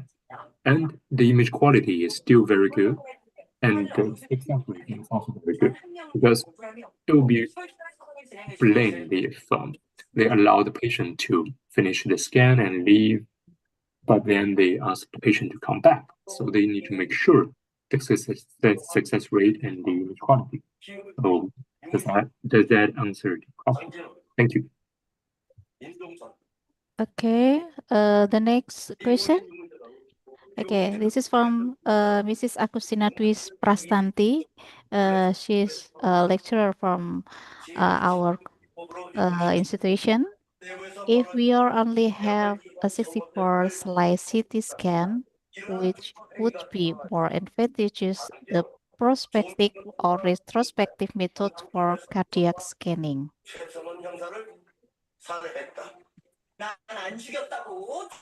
Okay, so I assume this question is also for me, right?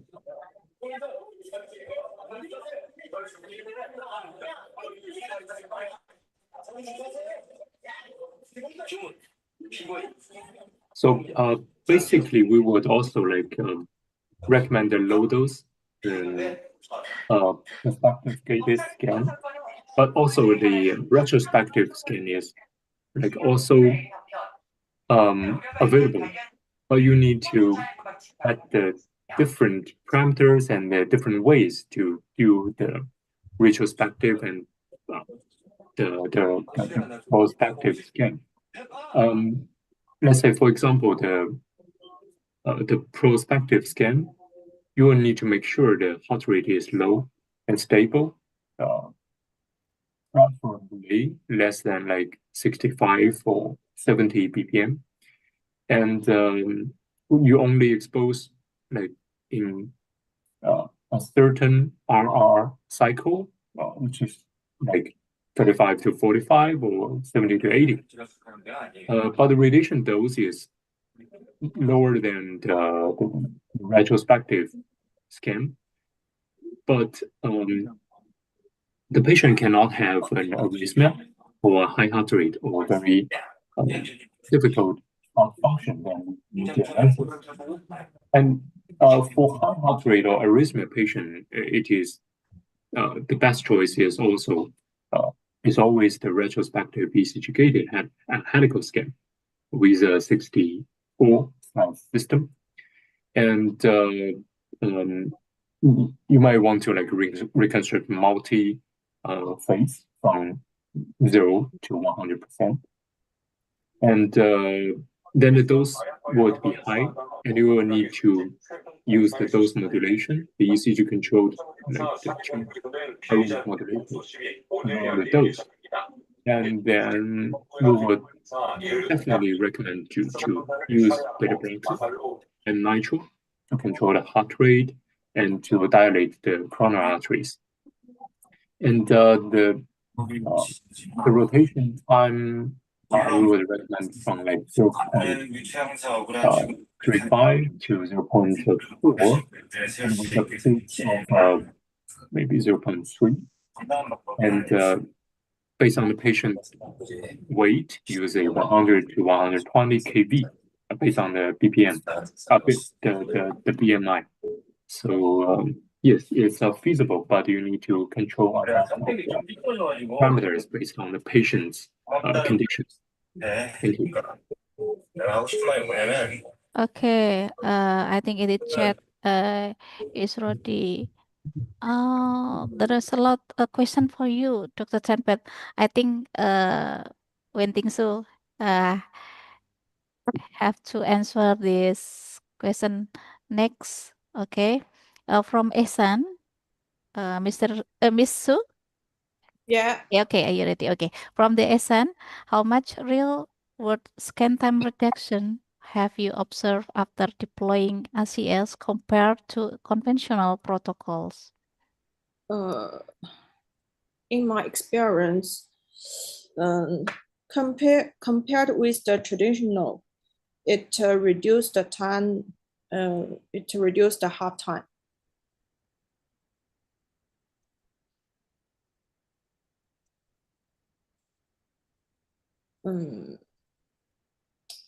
For example, in conventional protocols to scan the hand MRA, it's also about 5 minutes. But use the ACS technology, it about scan 2 minutes. So it's reduced. I think it's reduced half time.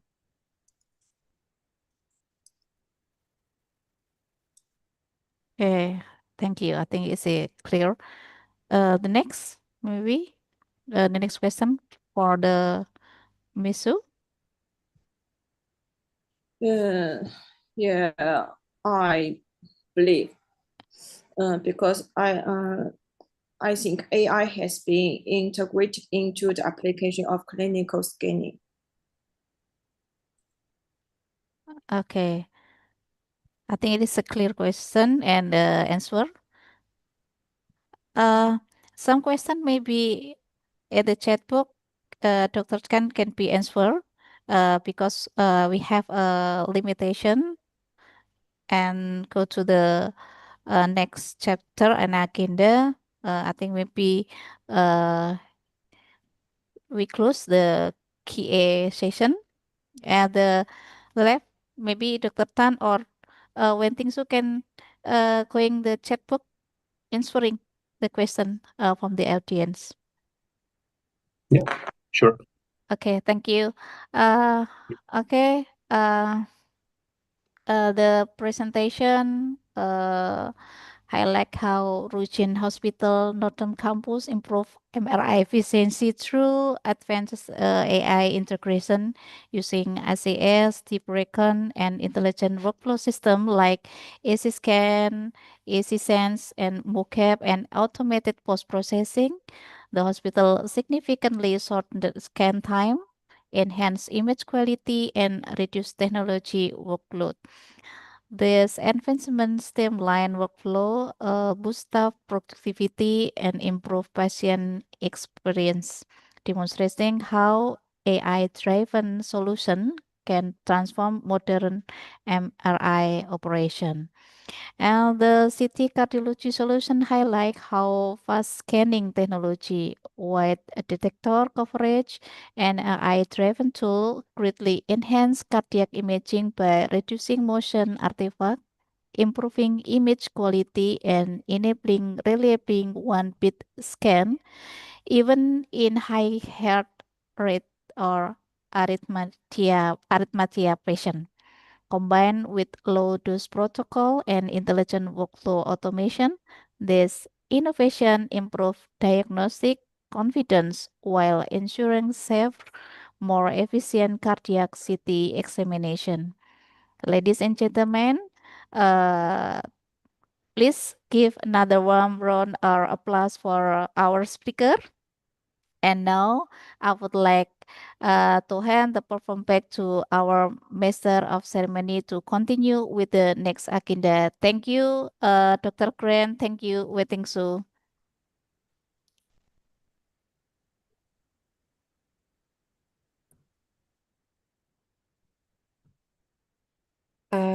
Thank you, Mrs. Dwi Rohmayanti. Thanks for the great discussion today. And ladies and gentlemen, we have now come to the certificate awarding session. This moment is a form of our highest appreciation to the valuable contribution, dedication, and insightful knowledge that has been shared by our distinguished speaker during this international conference. At this time, we kindly to invite the head of department to come forward to officially present the certificate of appreciation to our honorable speaker and also moderator. May I respectfully to invite the head of department, Dr. Fatima, and our honorable speaker, Dr. Grantan, and also Wen Ting Su. Yes, Proceed thank you. with the certificate presentation. Time Okay, is I'm ready. Can you help me share certificate for the first speaker? Maybe. Okay. Okay. We are doubly thankful to our speaker, Dr. Grantan, for their inspiring presentation during this event. To recognize your valuable contribution, we are pleased to present this certificate as a symbol of our gratitude. Thank you very Thank you much. very much. Thank you. Thank you, Doctor. Okay, the next speaker, maybe certificate is okay. On behalf of the organized committee, I would like to express my deepest gratitude to the second hour speakers, Ms. Wen Ting Su, Bachelor of Science, for sharing your knowledge and insight. Thank you for your participation in this event. We are pleased to present the certificate as a symbol of our gratitude. Thank you, Ms. Thank Wen you. Ting Su. Thank you. Yeah, okay. And then the next certificate for moderator. Okay. Yeah. We are sincerely thankful to our moderator, Ms. Dwi Rohmayanti, for serving as the moderator for today's event. This certificate is a small token of our appreciation for making this event memorable. Please accept this certificate as a symbol of our gratitude. Thank you. Thank you, Ma'am. I really appreciate it. Thank you. So, ladies and Okay. gentlemen, that was the appreciated certificate for our honorable speaker and moderator. And we wanted to jump to the next station.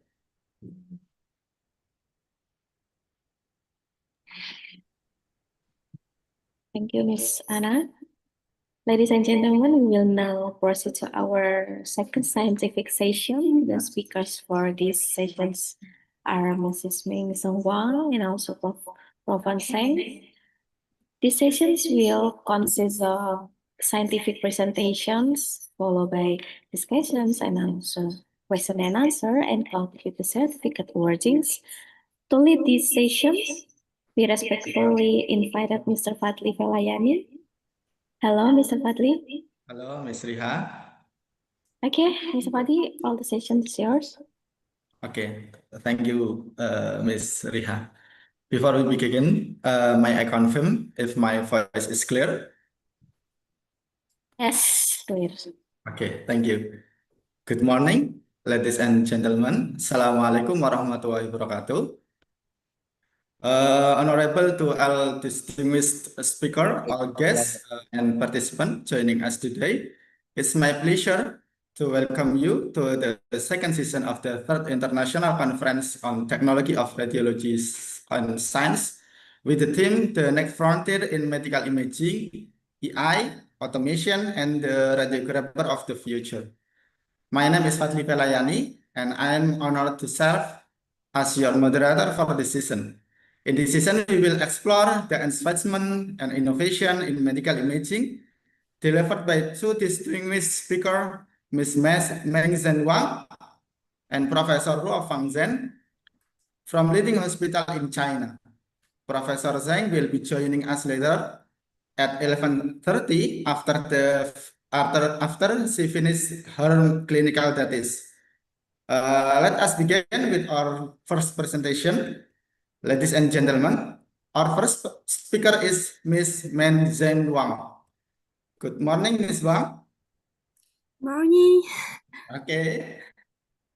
It's a pleasure to have you with us today. Thank you, Ms. Wang. Thank you. Committee, please share Ms. Wang's CV on screen. Okay, thank you. Ms. Wang is a physician at the Department of Radiology Region Hospital, Shanghai Jiatong University School of Medicine. She has conducted significant research in cardiovascular imaging, including proton counting CT, coronary plaque assessment, calcium scoring, and deep learning reconstruction technique. Her work has been published in respected journals such as American Journal of Rheumatology, European Journal of Radiology, and Journal of Endocrinological Investigation. We will now continue with the presentation from Ms. Wang, who will speak about artificial intelligence in clinical application. Ms. Wang, are you ready for the presentation? Okay, let me share my PowerPoint. Okay, Ms. Wang, you have 30 minutes for presentation. From now, the screen and the time are yours. Can you see the PowerPoint? Okay, we can see your presentation. Okay, let's begin. Good morning, everyone. Thank you for your time today. My name is Meng Zhen Wang, coming from Ruijin Hospital. I'm here to introduce you a powerful new colleague, not a person, but an AI assistant applied in CT images, developed by United Imaging. Next, I will show you how this AI software can make our job easier, faster, and more precise. Let's look at the red pictures. Can you see the pictures? Okay. We can see. Can you see the right picture? United Imaging offers more than 60 AI applications. Okay, you can see, right? Yes. Yes. Oh, okay.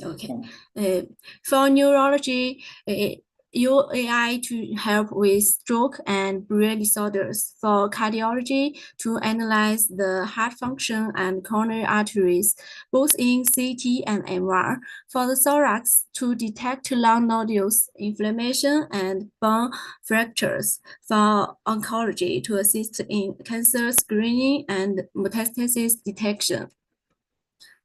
Let's begin with one of the most critical applications, stroke. In stroke care, time is brain. Fast and accurate diagnosis directly impacts a patient's survival and recovery. UAI covers everything from the first critical diagnosis to planning the best treatment and finally managing the patient's follow-up.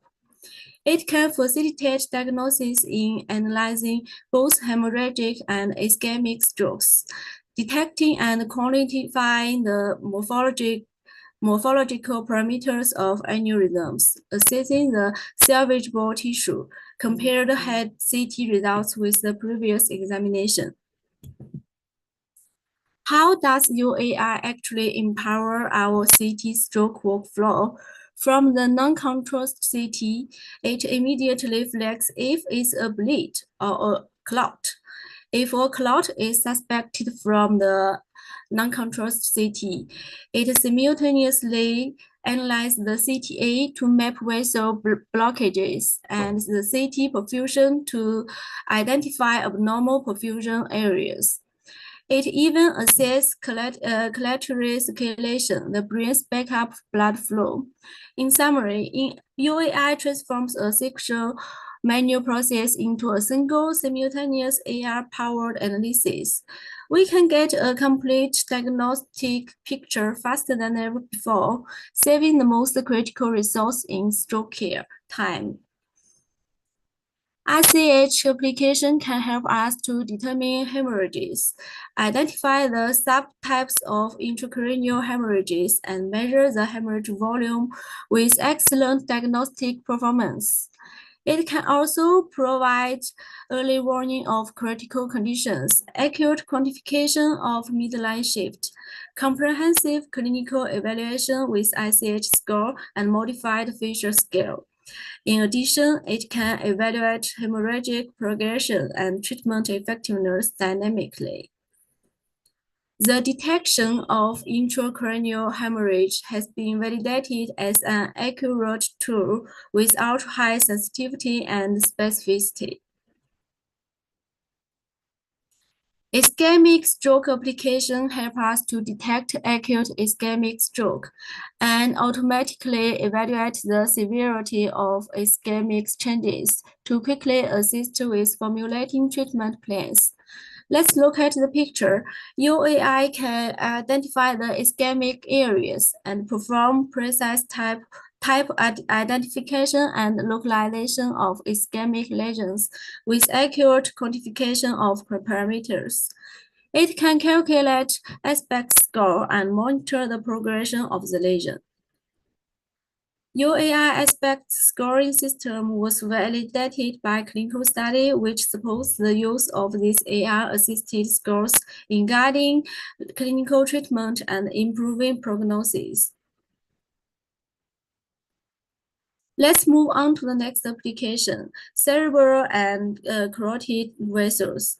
Its core mission is to assist in detecting and evaluating aneurysms and plaques from the head and neck CTA images with high speed and accuracy. Let me highlight two transformative benefits. First, it saved reconstruction time by over 90% compared to manual work, and it is still faster than other AR tools. Second, it finds aneurysms with more than 90% sensitivity, giving high confidence with very few false alerts. The upper right picture shows the multiple reconstructed images. The middle one shows the detection of occluded vessels, the severity of stenosis, the lumen with stent, and also the aneurysms. The bottom pictures shows the qualitative and quantitative analysis of plaques. Clinical study validated this AI's aneurysm detection sensitivity and classification accuracy of ruptured and unruptured aneurysms. Cerebral CTP application allows us to evaluate the severity of cerebral infarction by quickly identifying and quantifying the salvageable brain tissue. The CTP images are reconstructed and analyzed automatically.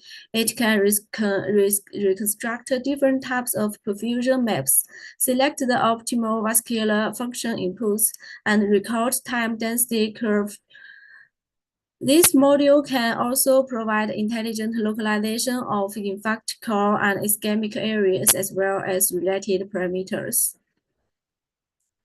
This clinical study uses cerebral CTP software to develop nomogram models as short-term prognosis predictors of ischemic stroke. What sets UAI apart from other software? UAI can do most things others can, and even more that they can't, as the table listed. Next, let's know something about cerebral collateral.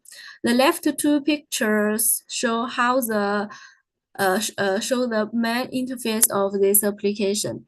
It helps us identify the abnormal perfusion hemisphere and its feeding phase, provide collateral score. It can also identify the regions with vascular deficit and calculate the vascular deficiency area volume and vascular density ratio.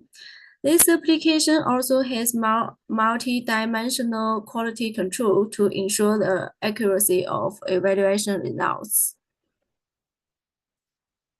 The second part is the application in cardiology. So let's see the problems or the challenges now. Extended imaging process and reading times. There are many difficulties in diagnosing acute chest pain, and the quantification of myocardial ischemia is complex. There is high demand for experts in plaque segmentation and burden assessment. This was limited by the limited experts number. And there is also potential impact on patient outcomes due to high radiologists' workload and burnout. So, how is the? Oh, sorry. So, how the UAR software solve these problems? It can perform automatic images processing and improve reading efficiency.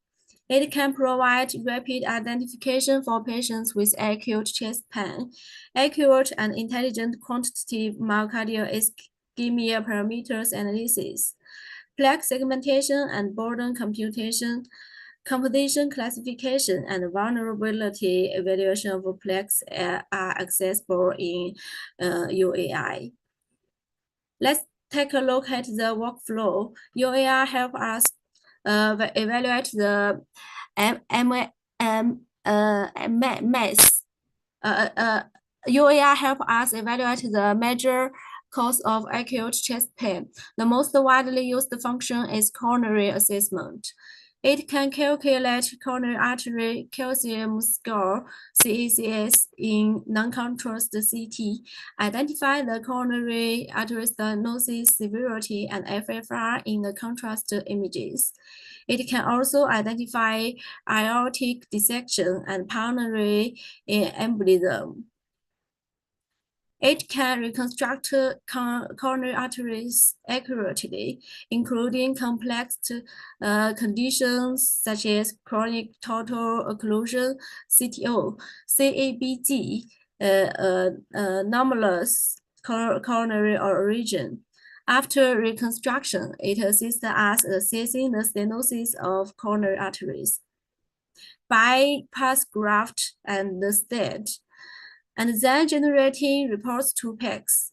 This module can also be innovative tools in evaluating FAI. FAI is the Fat Attenuation Index, transluminal attenuation gradient, and plaque component analysis.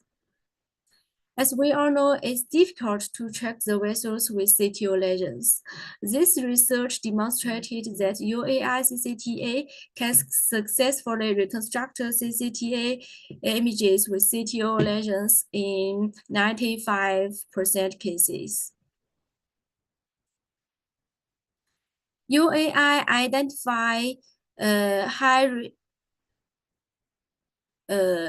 UAI can identify high-risk plaque features and assist with treatment planning to reduce the risk of MAS.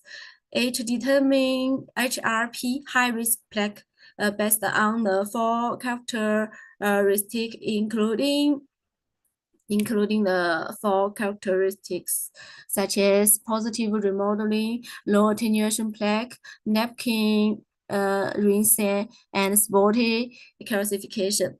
It can perform plaque component analysis and provide multiple stenosis parameters and remodeling index. This study showed the good performance of UAI in evaluating high-risk plaques. The sensitivity and specificity are more than 70%. UAI can help us analyze myocardial ischemia. provide fully quantitative assessment of cardiac CT perfusion. It can generate color maps for cardio perfusion parameters in both long axis and short axis. Both eyes map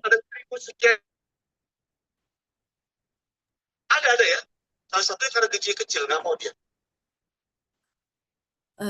I'm it can sorry, also generate both eye you map can for the continue. left ventricular perfusion parameters in AHA 17 segment model, TAC curves for ARF global myocardial of LV and ROI, and parameters maps with MBF, MBV, and so on.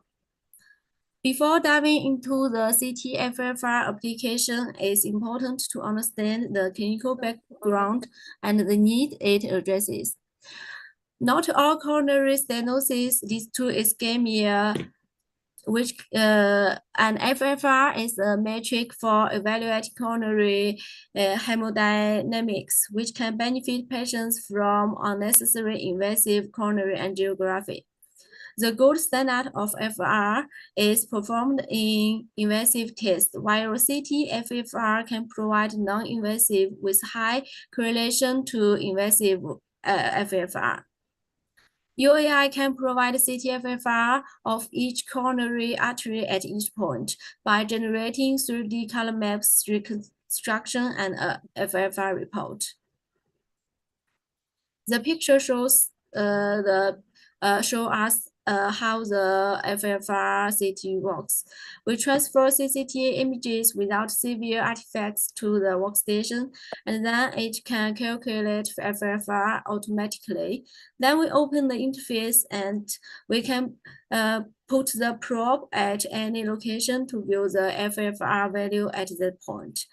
After confirming that the vascular reconstruction is normal, we can click to generate the report. It has been validated in some studies that UAR CT-FFR had high specificity, accuracy, and AUC with invasive FFR. The data in this table demonstrated that UAR is superior to the other two American software in sensitivity. Coronary artery calcium score is an independent factor to prognose MS, which reflects the severity of coronary calcification from the non-contrast CT. UAI can calculate CACS automatically and generate reports to the PACS. UAI can reduce data processing time with automatic reconstruction of the aorta and its branches.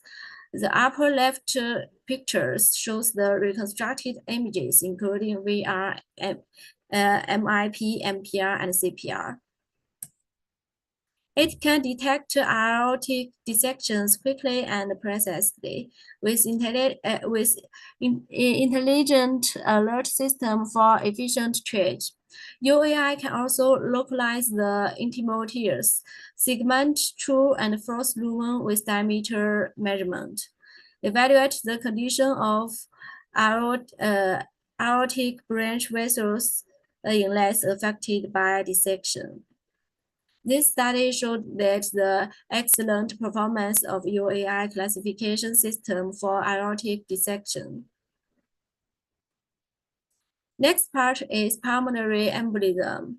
UAI can reconstruct different types of images and look at the pulmonary embolism, which help us save diagnosis time and provide triage by alerting for urgent cases.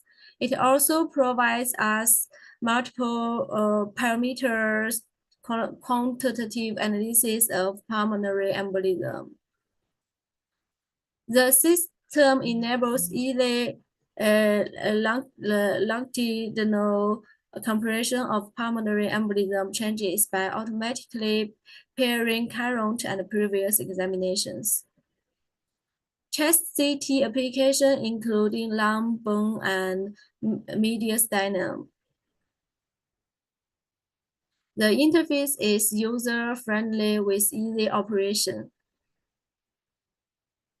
The first part of thorax must be pulmonary nodules. It greatly relieves radiologists' workload and is the most widely used tool in clinical practice. This application can detect and identify all pulmonary nodules, providing a description of each nodule size, location, and morphological features. It can also perform prediction of malignancy probability for each nodule based on a pathology big data model. UAR allows longitudinal comparison of changes of pulmonary nodules. Let's move on to the next application in the thorax, pneumonia. UAI can detect various early stage signs of pneumonia. Quantify the infected area and provide an alert for viral pneumonia. In addition, intelligent follow-up was also accessible by comparing changes in infection volume and CT density with previous AI analysis. Pneumonia segmentation to detect COVID-19 and quantification of pneumonia volume reduced our workload during the period of COVID-19. The next application is emphysema. UAI can help us analyze the distribution of emphysema in the lungs and assist with early-stage COPD diagnosis. Bony thorax fractures application is widely used in the clinic now. UAI can also enhance reading efficiency, no need to manually count ribs and vertebrae, saving our diagnosis time, especially for emergency patients. The accuracy of UAI in detecting bony thorax fractures was validated by previous study. Besides fractures, we can also use UAI to detect bone abnormalities quickly and accurately. It can provide assist with cancer screening and bone disease diagnosis. This application also allows for follow-up for patients. UAI provides a wide scope of bone metastasis screening as well as the detection of primary bone tumors. The last application of thorax is lymph nodes. UAI can provide accurate identification of abnormal mediastinal and axillary lymph nodes and facilitates rapid diagnosis and staging of tumors. The application of UAI in oncology, including cancer screening and metastasis detection. The long nodule detection has been introduced just now, so let's focus on the abdominal lesions. UAI can detect mass with abnormal density in the liver, kidney, adrenal gland, and the pancreas. And calculate multiple parameters of these masses, such as size, CT value, and other characteristics. UAI can also detect the metastasis of the brain. The principle is the same as that of pulmonary nodules. UAI was also applied in PET-CT. It can assess the lymphoma staging and calculating SUV value of the lesions. The orthopedic application was focused on fractures, as we mentioned before, and osteoporosis. For pelvic fractures, it can detect and localize the lesion, which is the same as the thoracic fractures. UAI conducts bone mineral density screening automatically to assist in osteoporosis diagnosis. For QCT analysis, UAI automatically provides phantom calibration to ensure optimal accuracy in tissue quantification. The core promise of UAI platform is automated workflows deliver faster patient care. First, easy operation. The system is designed to be user-friendly. There is no need for complex manual measurements, which saves a significant amount of technician and radiologist time. Second, accurate and consistent image analysis. UAI automatically calculates the critical parameters needed for key diagnosis. More importantly, it eliminates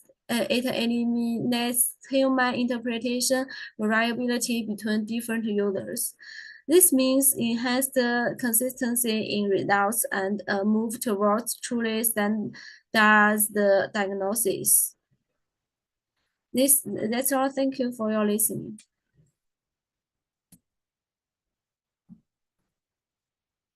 Thank you, Ms. Wang, for your insightful presentation. Professor Zheng is not able to join us yet, so we will proceed with the Q&A session with Ms. Wang. I will, committee, will you show the question from the participant?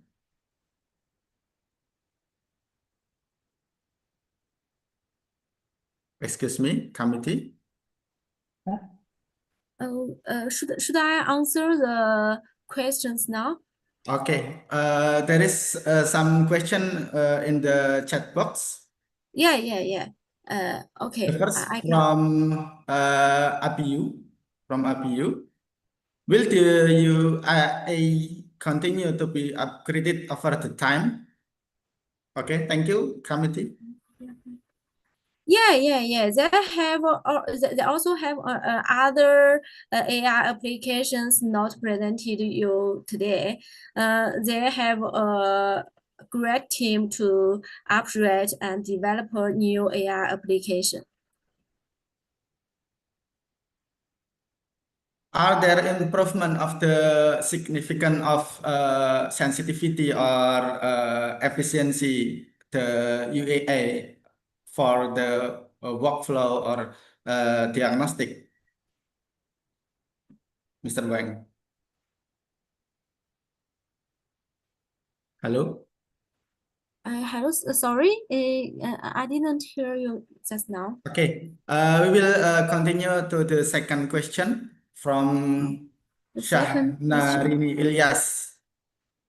I can't see the second question. Okay. Sorry.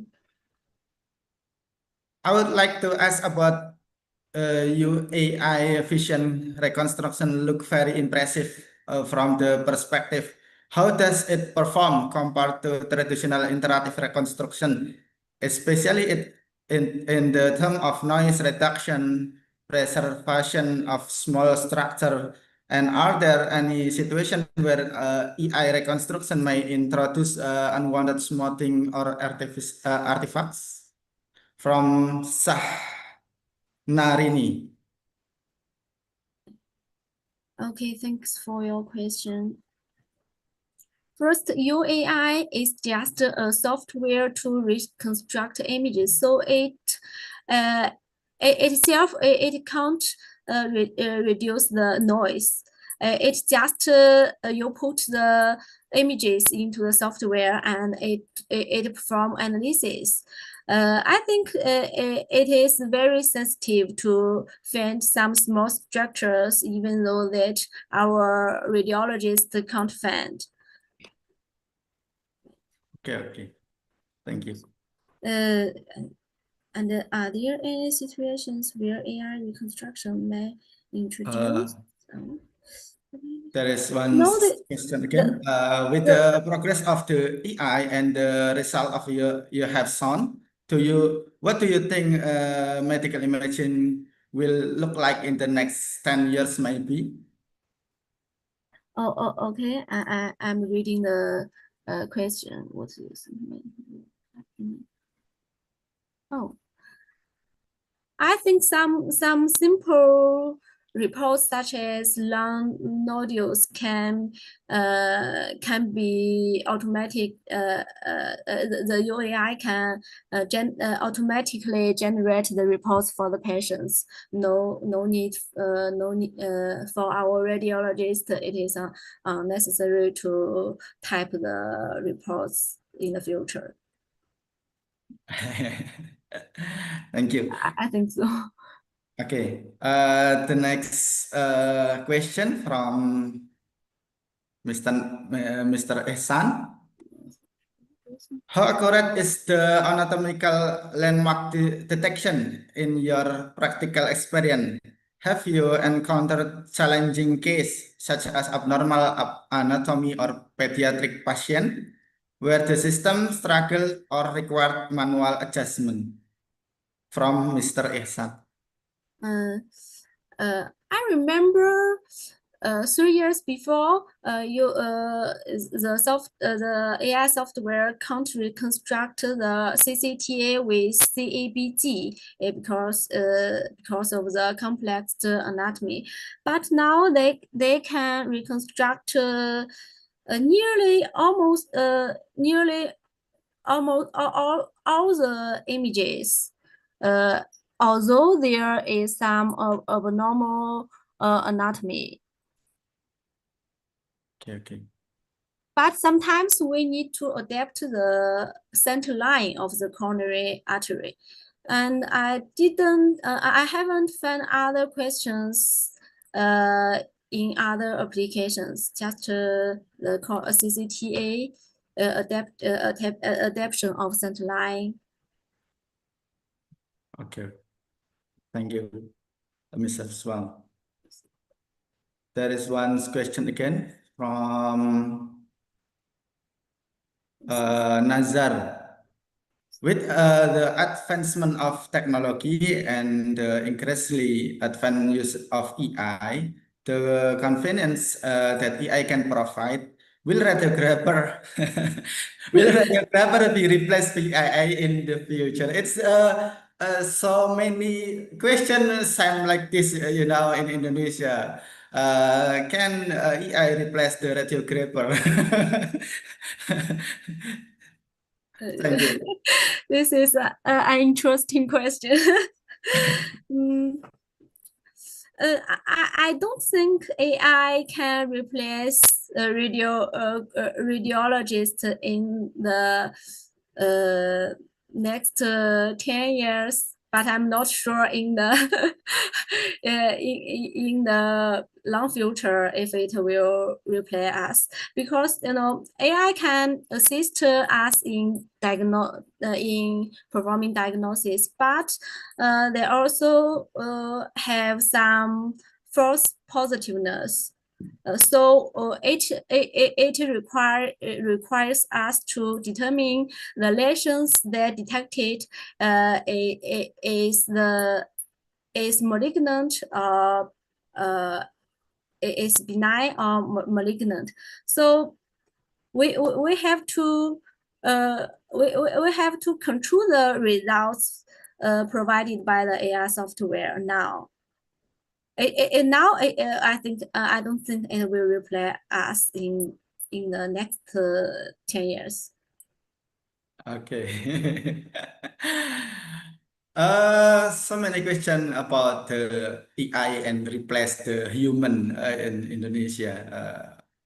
How about AI versus radiologists? Can the AI replace the radiologist to give diagnostic information? What do you think about it? Oh, sorry, I'm reading the questions from the box. Can the AI replace the physician or radiologist in the hospital to give information diagnostic? What do you think about it? You say sorry, maybe I didn't understand you. So you want to know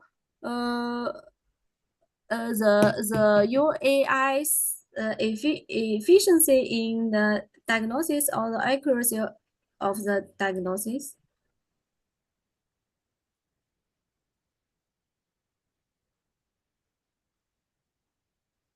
Okay, I have already in the chat box. Well, could AI replace replace radiologists? I think in the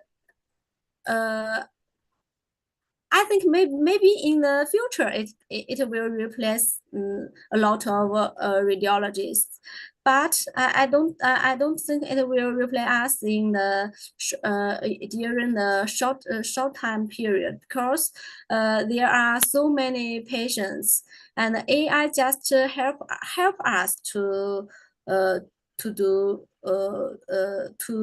diagnosis. But we can't use the AI reports directly, because it may provide the first positive results. Okay. Okay. Thank you, Ms. Wang. Kindly remain with us until Professor Zheng's session is completed. As we will have the certificate presentation afterward. Okay. The committee will be show the video about UE profile to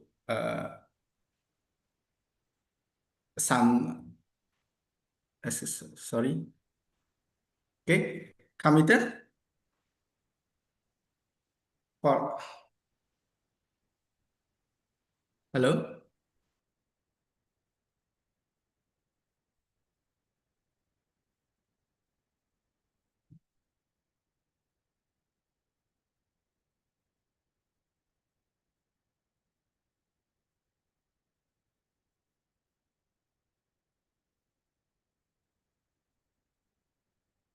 Okay.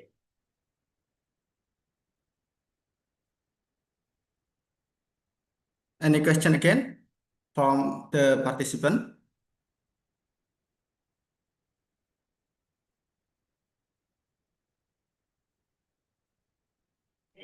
Mr. Fadli?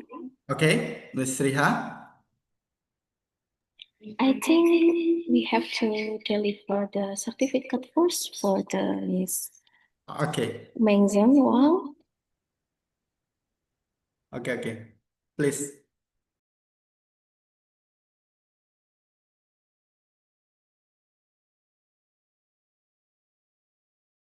Please, okay, Mbak Anna or Mbak MC. Yeah. Ready? We kindly invite Dr. Fatima to deliver this certificate presentation for the Miss Meng Zheng Wang first. Dr. Fatima, the time is yours. Thank you. With great respect and gratitude, we present this certificate to our speakers, Ms. Min Seng Wang, Master of Medical Science,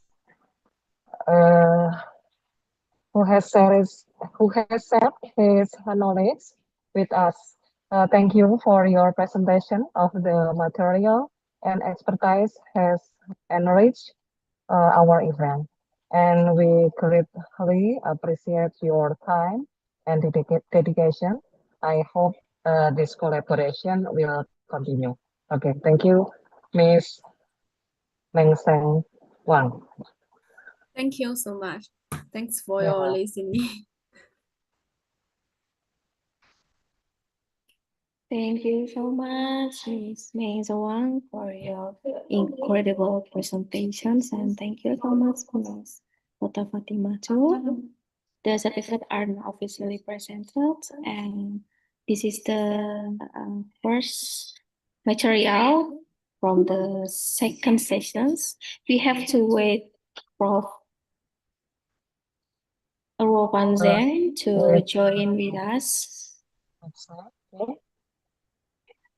So stay tuned and watch the video commercial break from Polkesmar Semarang.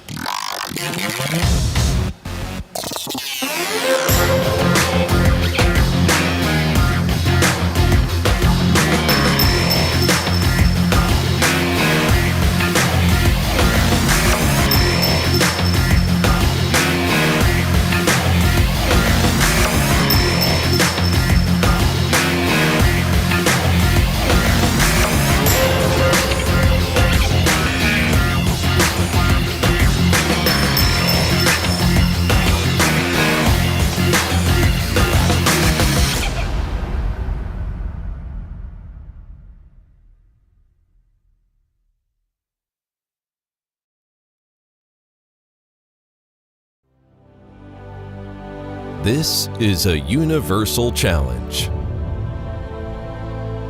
How can we provide high-quality healthcare that benefits more people? United Imaging was born to take this challenge head-on. Driven by the mission to bring equal healthcare for all, we are committed to achieving the vision of leading world healthcare innovation. Leveraging the world's top talents, United Imaging is establishing a global platform for synergistic innovation. Focusing on prospective research, United Imaging Central Research Institute is committed to solving global medical problems. Integrating cutting-edge technologies, UIH Cloud is building an interconnected healthcare ecosystem. Setting up global production bases, United Imaging is focusing on lean manufacturing of all products. Designing an excellent user experience, United Imaging Corporate Design Innovation Center is redefining industry standards. The world's first total body PET CT Explorer reveals unprecedented 4D dynamic total body imaging and creates infinite possibilities for clinical and scientific research. The world's first whole body 5 Tesla MR, UMR Jupiter, and the ultra-high field preclinical MR, UMR 9.4 Tesla, form a pair of equipment that accelerates the translational path from preclinical research to clinical application.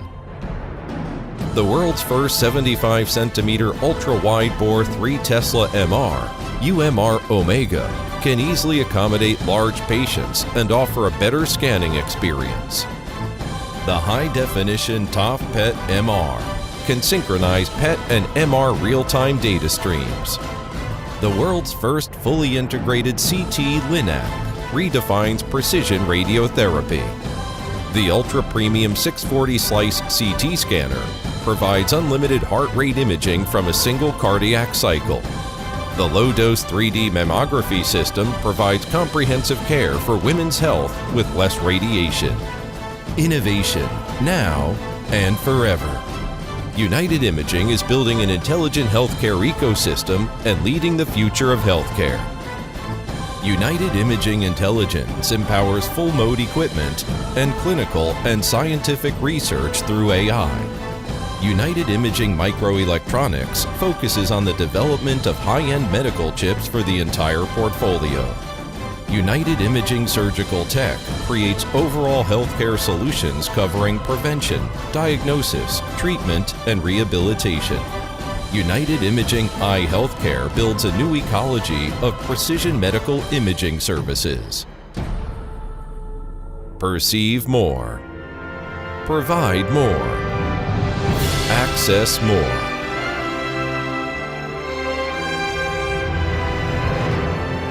United Imaging. Passion for change.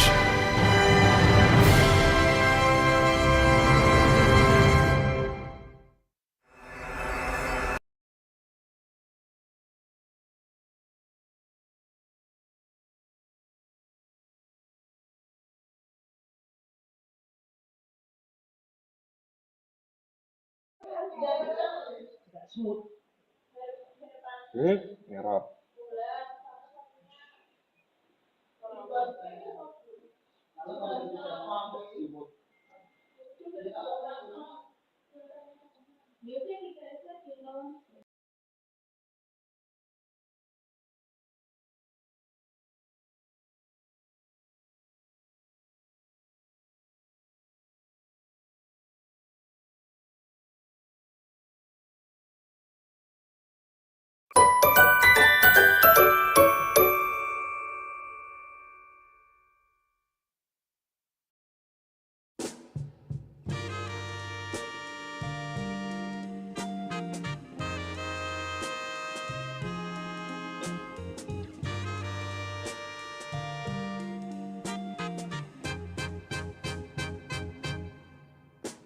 Can I call you Rose?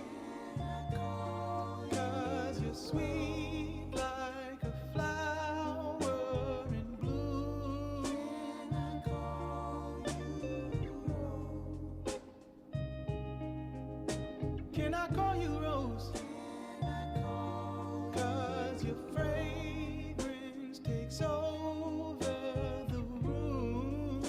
Can I call you darling? Na festa do fim de semana, só um rolê bom. Ela chega e desencana com passo bem show. Na festa do fim de semana, só um rolê bom. Ela chega e desencana com passo bem show.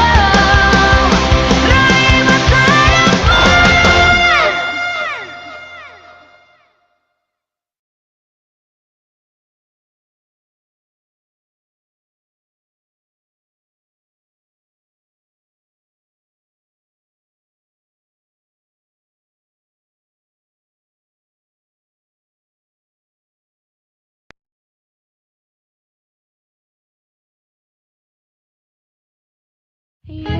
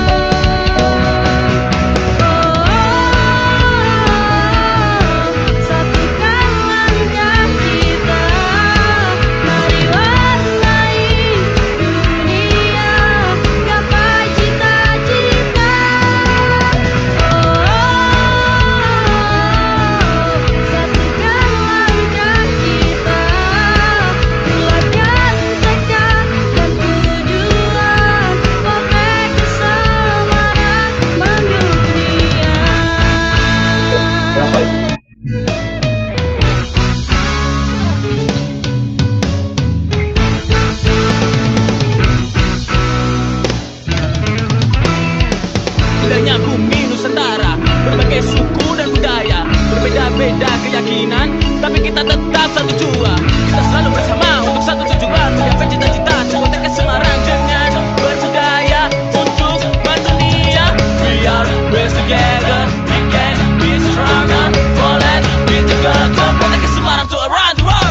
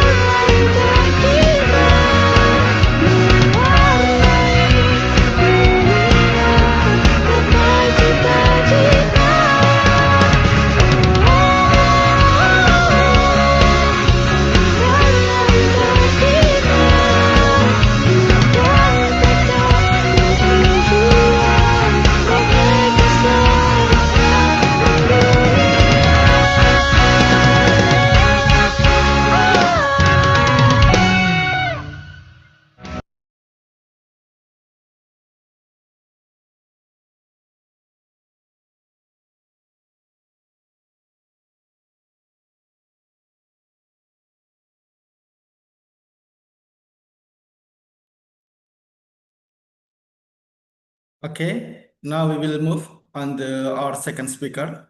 Our next speaker is Professor Ruo Fang Zheng, MD PhD. Good morning, Professor Zheng.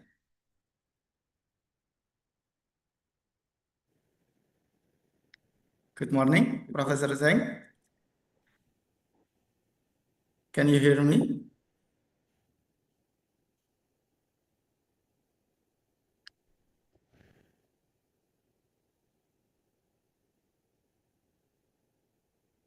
Hello, Professor Zheng.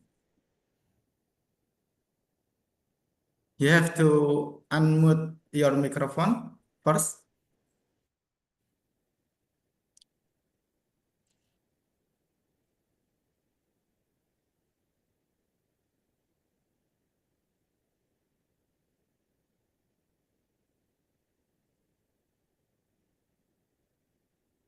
Hello, Professor Zheng.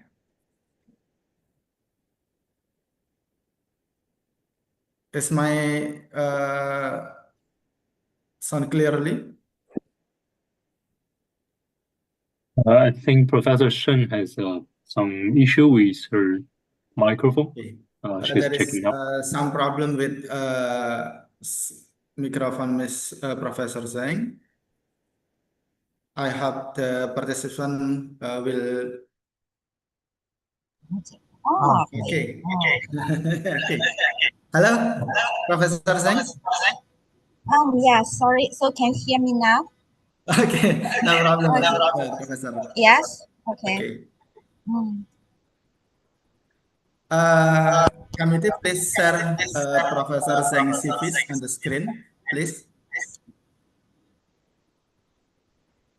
So you mean that I can begin now? Yes. Can you see my slides? Sorry, because I'm not very familiar with this AP. I'm not that familiar with Zoom. Yeah, so I'm not sure. Can you all see my slides? We will share your CV first.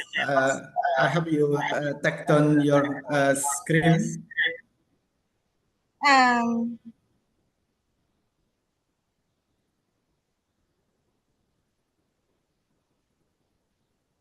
What do you mean? I am sharing my computer now, so I'm not sure whether you can see my PPT.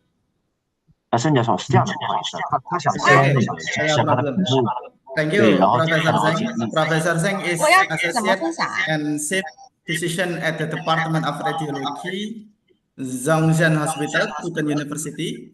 She is a leading figure in liver imaging with more than 53 scientific publications, extensive clinical experience, and multiple national awards.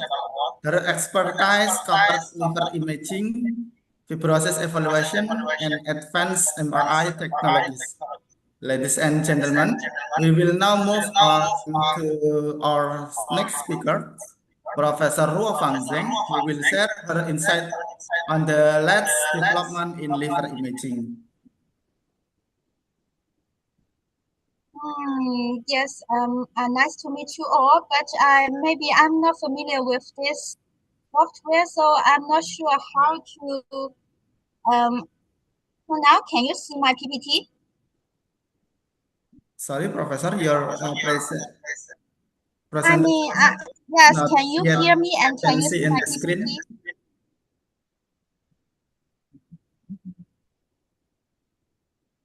PPT?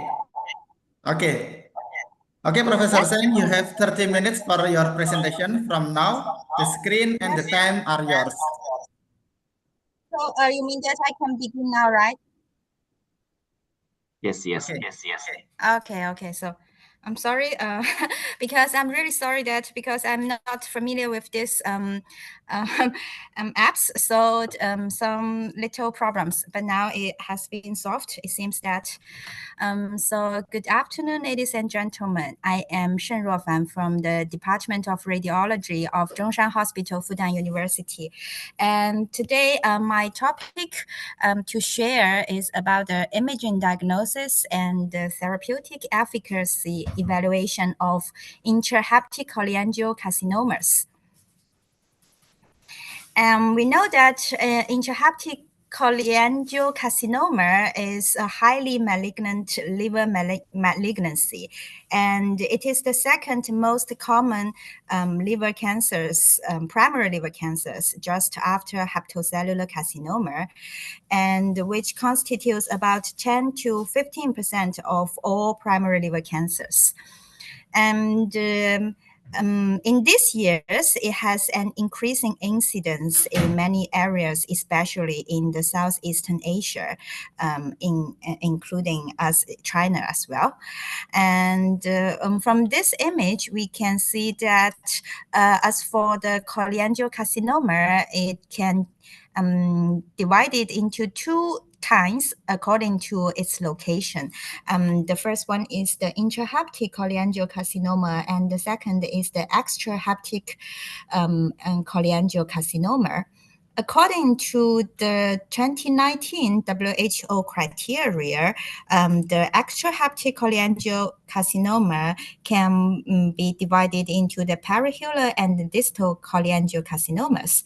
And today, I want to share the information mainly about the intrahepatic cholangiocarcinomas. And because the clinical features, the imaging features, as well as the prognosis are totally different for the intrahepatic and extrahepatic cholangiocarcinomas. So I think that it should be introduced separately.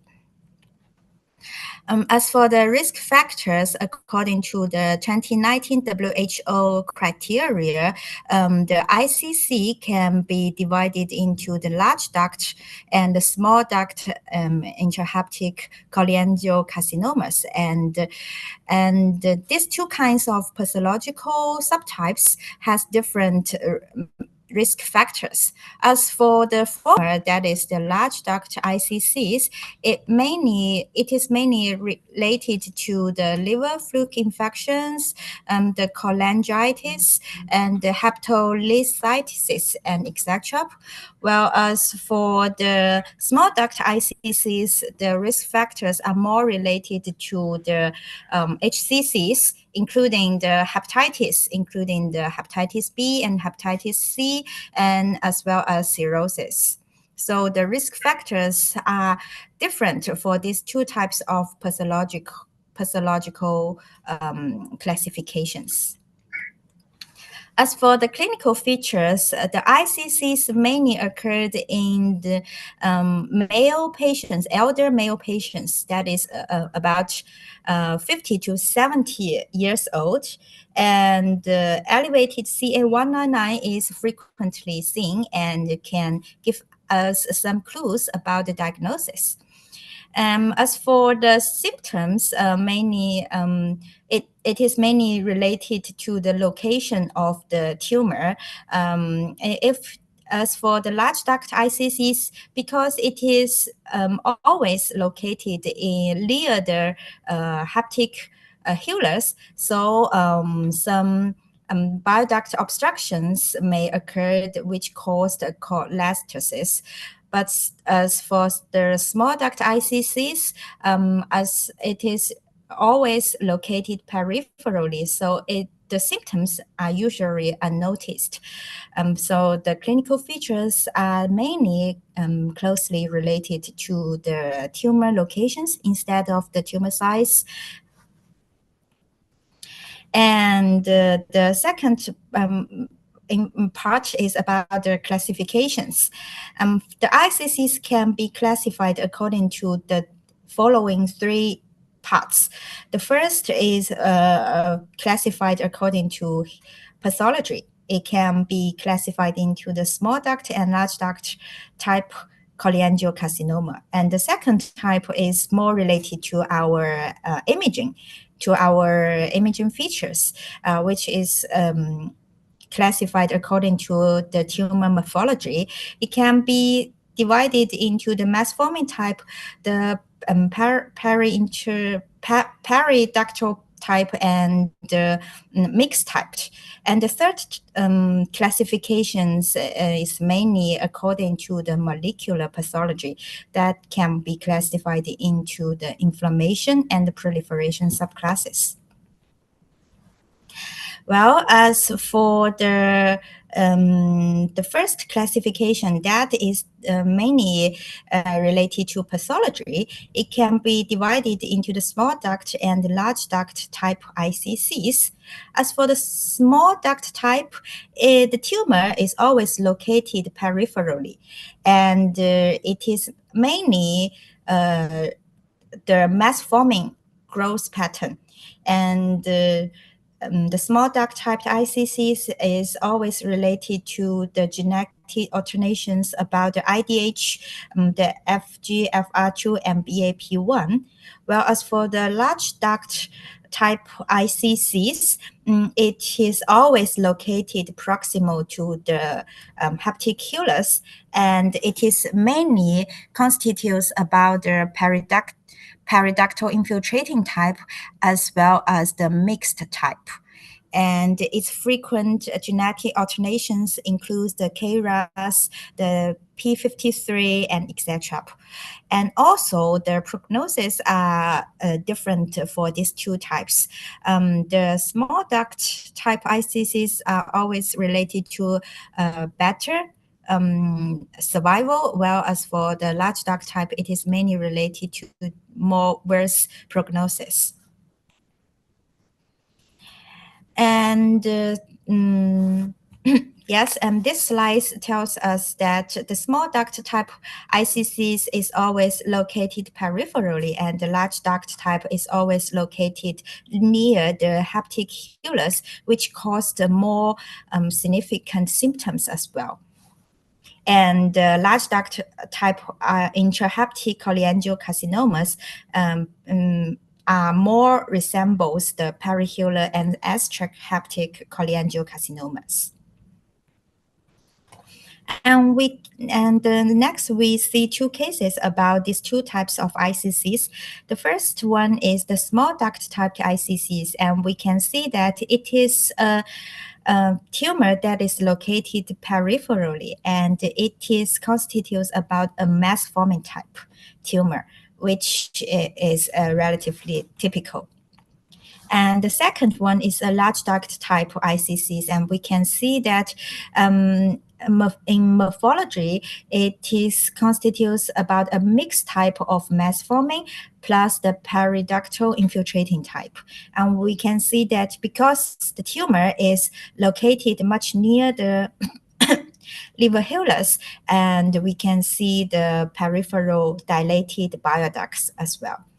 And for these patients, the clinical symptoms may be also more significant.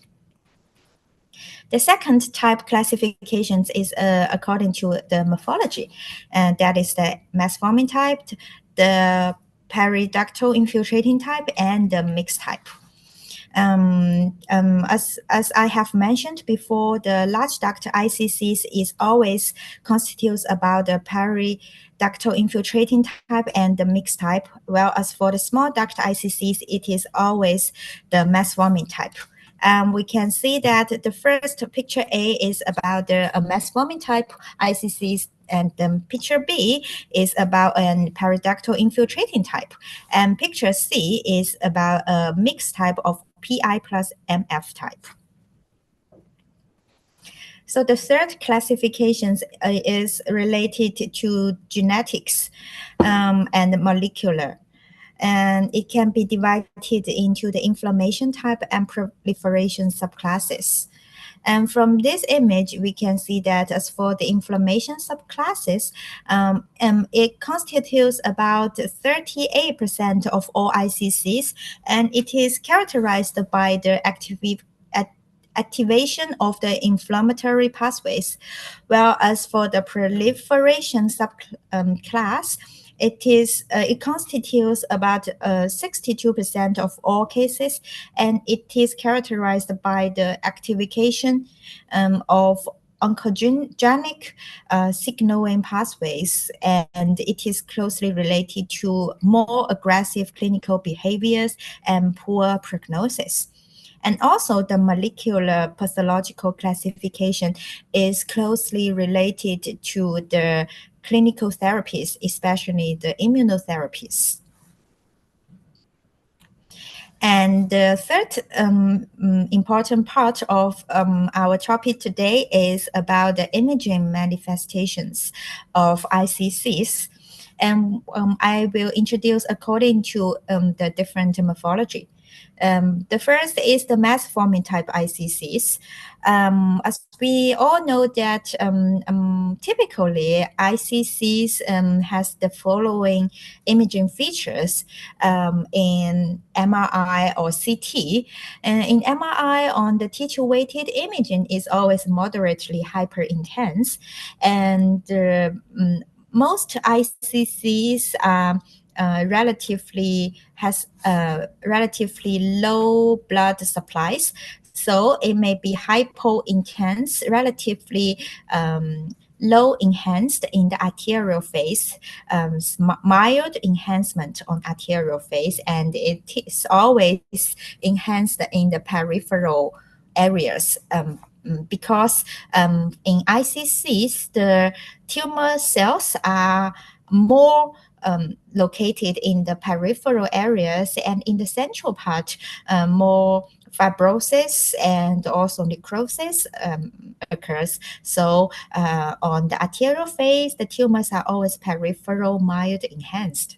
And in the later portovenous and delayed phases, it may have a delayed enhancement. That is a progressive enhancement, mainly due to the abundant fibrosis in the tumor.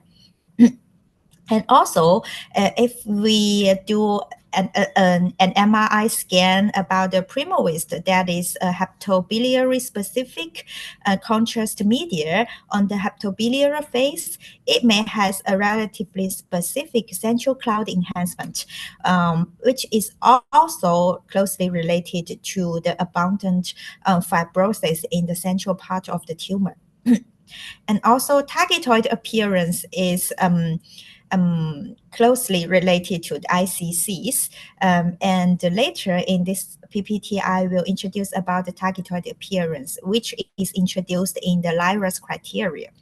And also the accompanying features about the bioduct dilation, the heptic capsule retraction may occur, which is also related to the fibrosis in the tumor and also the obstruction of the bioducts. And let us see some cases. And these are two cases about the typical ICCs. We can see that the tumors is peripheral enhanced and also persistent to progressive enhanced on portovenous phase. And also we can see that this tumor is located near the capsule. So we can see the liver capsule retraction, mainly related to the abundant fibrosis in the tumor. And also in the second case, we can see the peritumoral dilated bioducts, which is also a very common accompanying feature for the diagnosis of ICCs. And this is an MRI case. We can also see the tumor is peripheral enhanced on arterial phase and the progressive delayed enhancement on the portovenous and delayed phases. And we can also see the accompanying dilated bioducts near the tumor, although the tumor is relatively small. And also for this case, we can also see that the tumor is peripheral enhanced on arterial phase and delayed enhanced on portovenous phase, and we can also see the infiltration and of the portovenous, and we can also see the dilated bioducts near the tumor as well. And this is another case. We can also see that it is hypo-enhanced on arterial phase and delayed progressive enhancement later on. And the capsule is a little bit retracted as well. So as for the targetoid appearance, it is in the LIRAS. It is related to the LIRAS-M criteria. In the LIRAS criteria, we can see the definition of the targetoid appearance, which means that the target-like imaging morphology likely reflects peripheral hypercellularity and central stroma fibrosis or ischemia. So, because in ICCs, as I have mentioned, the tumor cells are mostly located in the peripheral areas, and in the central part, abundant stroma fibrosis. So it causes this targetoid appearance. So in the LIRAS criteria, it tells us that the targetoid appearance is some kind the characteristics of cholangiocarcinoma, but it is not that specific because in other tumors, including the combined hepatocellular and cholangiocarcinomas, and also some atypical HCCs, as well as some metastasis, we can also see the targetoid appearance. But in the cholangiocarcinoma, it is the most commonly seen. So the targetoid appearance can occur in different sequences. And in the arterial phase, it showed the ring arterial phase hyperenhancement. And in the delayed phase, it can show the peripheral washout and delayed central enhancement. And in the diffusion weighted imaging, we can also see the targetoid restriction. And also in the hepatobiliary phase, we can see the cloud signs, which means a targetoid hepatobiliary phase appearance.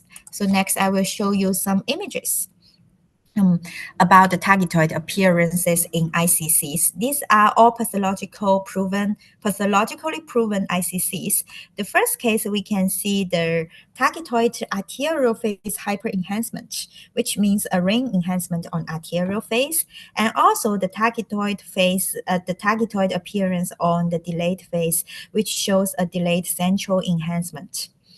And for the second case, we can see that it shows a peripheral washout and delayed central hyperenhancement on the delayed phase, and which are both the targetoid appearances after contrast.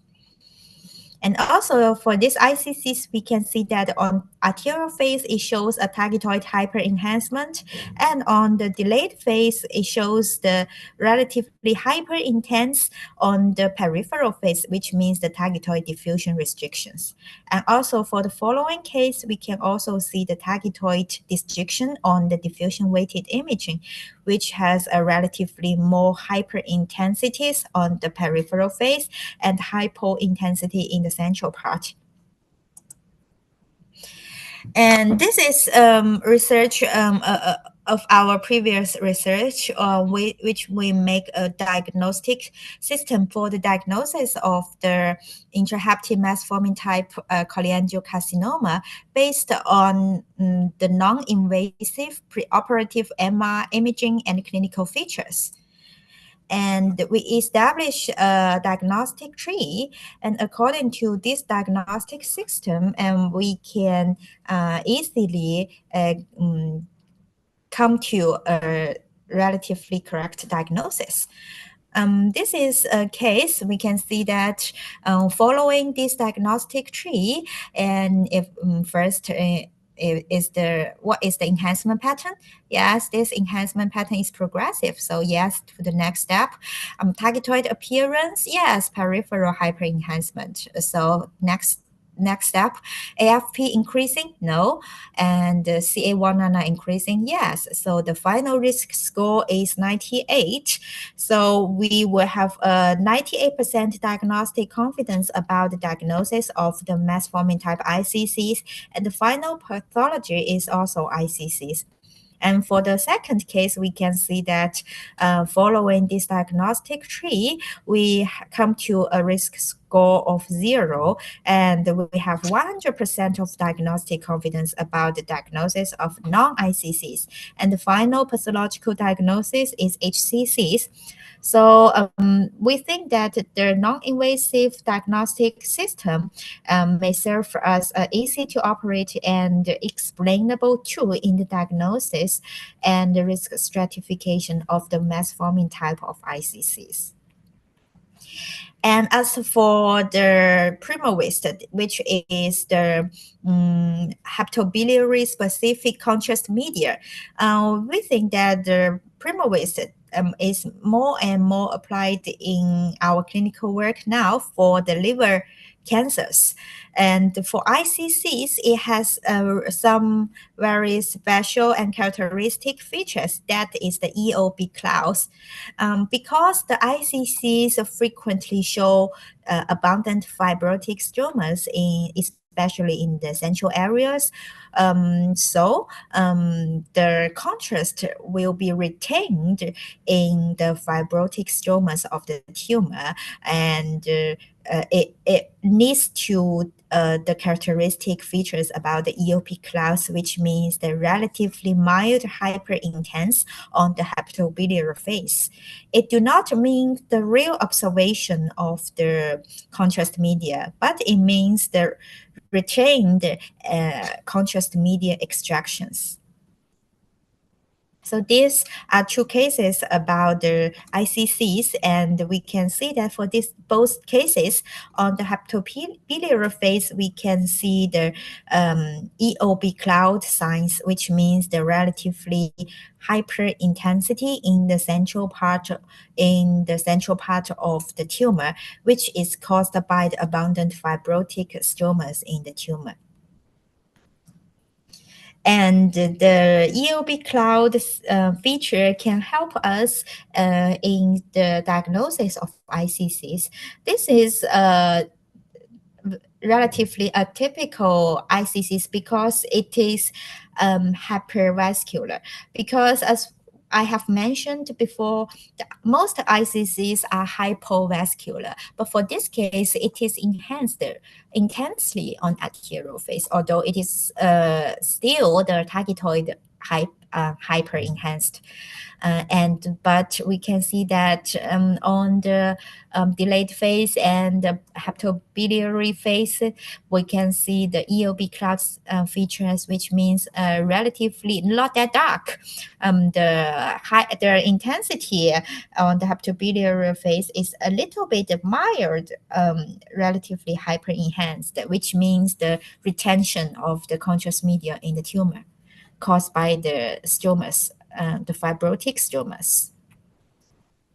And also, the PrimoRisk can aid in detecting small lesions. As we know that for ICCs, it always have the intrahepatic metastasis and also the satellite foci. So, and the numbers of the tumors are closely related to the different therapy strategies. So it is very important. Well, the hepatobiliary phase, it can help us to detect small lesions and be much more sensitive. For this case, we can see that on the in the delayed phase, we cannot in other phases. In different phases, including the pre-contrast phase and the arterial phase and the portovenous phase, we cannot see this small metastasis, but on the hepatobiliary phase, we can see two satellite nodules here. So it can help us to detect more small lesions and small metastases, and also to increase the sensitivity of our diagnosis. Well, the second type of the ICCs is the periductal infiltrating type. It is always manifested as the progressing it grows progressing along the intrahepatic bile ducts, and after contrast, it may show a delayed enhancement. It is always related to the large duct type ICCs, and it usually coexisted with the mass-forming type, and it is the which means the mixed type of periductal infiltrating type plus mass-forming type, especially in the perihular cholangiocarcinomas. And this is a case about these PI type ICCs, and we can see that the tumor grows along the dilated intrahepatic bile ducts, and it is irregularly grows, and also after contrast it shows a delayed enhancement, and it is just the same in the pathological morphology as well as in our imaging manifestations. This is a perihular cholangiocarcinoma, and we can see that it is a mixed type of periductal infiltrating type plus mass forming type. And from these slides, we can see that the small duct ICCs and the large duct ICCs have their more commonly shown imaging manifestations, and which means the higher percentages. And for the small duct ICCs, it always show ring like targetoid arterial phase hyperenhancement and peripheral washout on portal venous or delayed phase, and also the central delayed enhancement on delayed phase. And also, it is we can more commonly see the central cloud enhancement on the hepatobiliary phase, and targetoid appearances are also more commonly seen in the small duct ICCs. Whereas for the large duct ICCs, it more commonly shows the central delayed enhancement, and also because of its location more closely to the hepaticulus, the bile duct dilation are more commonly seen. And when it is located peripherally, the hepatic capsule retractions is also more commonly seen in the large duct ICCs as well. Yes, I have also showed these two cases already. So next, I will introduce a special type of the bile duct neoplasms. That is the IPMB, which means the introductory papillary neoplasms of the bile ducts. And in the formal part before the 2019 WHO classifications, IPMB belongs to one type of ICCs, which means the introductal growth type ICCs. But in the 2019 WHO classifications, it is kicked out from the classifications of ICCs because the survival and prognosis of IPMB are much better than the conventional ICCs, and also the biological behaviors are much more better in IPMBs. So it is kicked out from the conventional ICCs since 2019. And IPMB is a grossly visible pre-malignant neoplasms with introductory papillary or villous growth of biliary type epitheliums. And it can be divided into three subtypes. That is, the upper two types belongs to the precancerous lesions. That is the low grade and high grade intraepithelial neoplasia, and the next part belongs to the carcinomas, which is defined as the IPMB with associated invasive carcinomas. And also similar to ICCs, the IPMB also more commonly occurred in elder male patients about 50 to 70 years old. And according to different morphology, it can be divided into the following, mainly be divided into the following 7 types. And the most common type is the intrahepatic IPMB, and we can see the papillary nodules growth in the dilated intrahepatic bile ducts, and also the lesion is connected to the bile duct, which is the key point for the diagnosis of IPMB. Because the tumor is should be connected to the bile ducts, so MRCP is very important for the diagnosis of IPMB. So next, let me show some cases. The first case about the CT, about the IPMB, we can see the cyst-like dilation of the bile ducts, and also in the dilated bile ducts, we can see nodules growth in it, the papillary nodules. It is a typical IPMB. And also another case about the MRI, we can also see the cyst-like dilated bile ducts, which is connected to the bile ducts systems. And we can also see the papillary nodules grows inside the cyst as well. And the MRCP, we can see that the dilated cyst-like lesion is connected to the dilated bile ducts, and also we can see many filling defects in these lesions, which are relatively typical for the diagnosis and very important for the diagnosis of IPMB. I'm sorry, Professor. Yes? You have 5 minutes remaining. Pardon? 5 minutes. So presentation. Okay, 5 minutes left, right? Okay.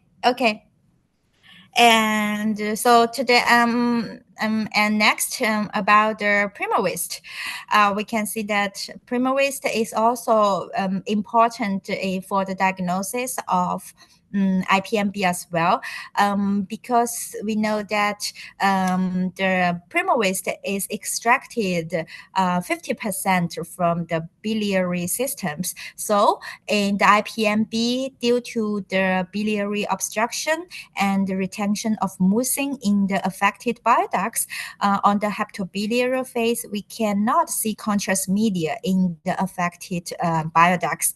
But in the normal part, in this case, in the common bile duct and also the right hepatid ducts, we can see contrast media in it. But in the lesion part, which means the affected bile ducts, we cannot see contrast media in it. So the PrimaWist and the hepatobiliary phase can help us to make sure the exact location and exact affected bile ducts of IPMB. And next, I will show you another interesting case. It's a 60-year-old male patient. And in this case, we can see different types of ICCs. First, we can see the periductal infiltrating type ICCs here in the first two images, and also in the second two, the following two images, we can see the IPMBs here, yes, and also in the next two images, we can see a mass-forming type ICCs. So we means that in this case, this male poor patient has mass-forming type ICCs, periductal infiltrating type ICCs, as well as IPMBs in his liver. And also for this MRCP, the thin slice MRCP, we can see very typical features about the dilated cyst-like lesions and the filling defects in it. And so because time is up, so I will have a very brief introduction about the therapies. For nowadays, the therapies includes surgical. More and more therapies are coming up for the ICCs, especially for the advanced stage ICCs about the targeted therapy and the immunotherapies. And the immuno-related therapies has now become the first-line treatment options. And but it is very important to predict the therapeutic response and also the potential, and to choose the potential candidates for these immunotherapies. So we do some researches about the therapeutic response prediction and survival predictions about the immunotherapy for ICCs. And these are our researchers, and according to our researches, we come to a conclusion that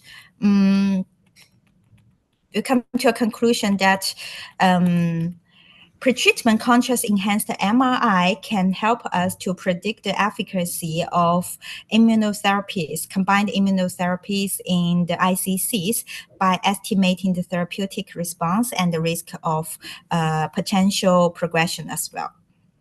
And also we have more and more new functional MRI in techniques for the diagnosis and also the follow-up for the ICCs as well. For example, the MR perfusion, and we can see in this case that we know that the evaluation of ICCs after therapy is mainly according to the RECIST 1.1, but RECIST 1.1 only measure the tumor size.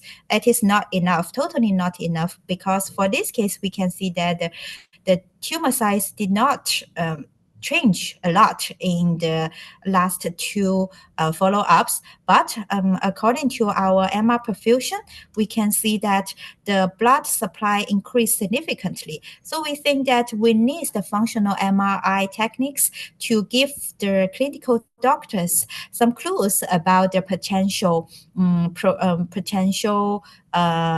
progressive disease about each case.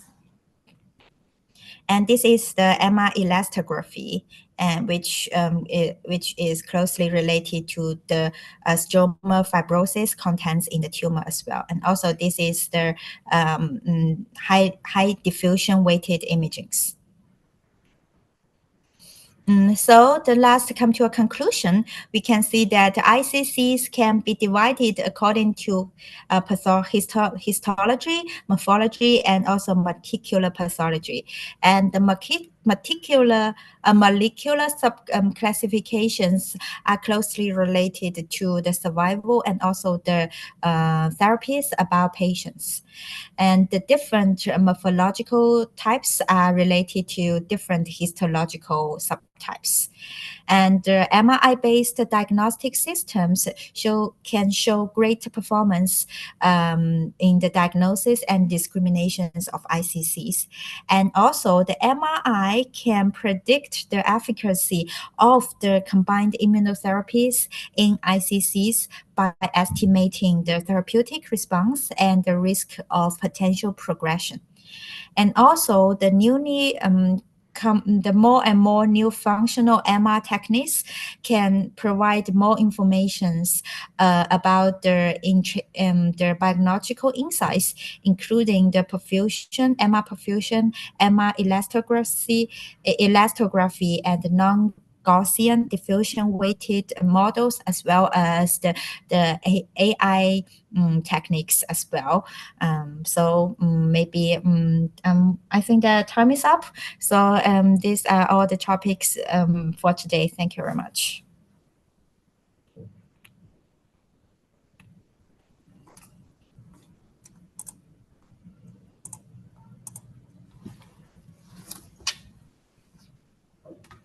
Yes. Yes. Thank you very much.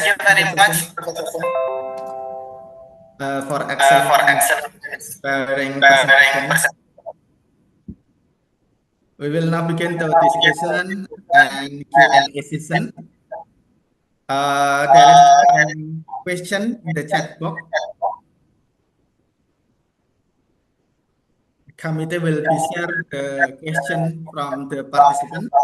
Number one from Yohanita. Among perfusion MRI, PGI, and IConTRAS prediction model, which technique currently saw the strongest clinical utility for routine risk stratification? Please, Professor, respond. Yes, thank you very much for this question. And actually, most of our research belongs to the conventional sequences, which means that not dysfunctional sequences. And firstly, I want to mention that the conventional MRI sequences are very, very important for the routine risk stratification in our clinical work. And as for the functional techniques, it can maybe give more help and increase the diagnostic accuracy, we think that. But the base is the conventional sequences. This is my idea. And as for all these sequence functional MRI techniques, I think that the diffusion can give us more help, in my opinion. Yes. And also the AI based AI can be applied in different techniques, including the conventional sequences and also the functional sequences, and it can give us more help, more accurate, more informations. Yes, more data, and it can help us to increase the models accuracy, models specificity and sensitivity as well. Yes, it is. We means that it can give us more help, and on the base of different types of techniques. Okay. Thank you, Professor. Next question. From Justin. Many imaging features of CCI, such as slim, enhancement, protein enhancement, and the other, what do you consider to be screenable and reproducible? Do we over time diagnostic confident in real world practice? Please respond, Mr. Professor Singh. Yeah, thank you very much. Yes, we mean that, as I have mentioned, that the targetoid appearances, including the ring hyper enhancement, the delayed enhancement on photovenous and diseases, and these features are all belongs to the targetoid appearances. It is most commonly seen in ICCs and also help us in the diagnosis of ICCs. But yes, exactly. Some atypical HCCs and even metastasis and etc. also show targetoid appearances. But I think that first of all, one important point is the clinical data. And for ICCs, the increasing CA199 is very important, right?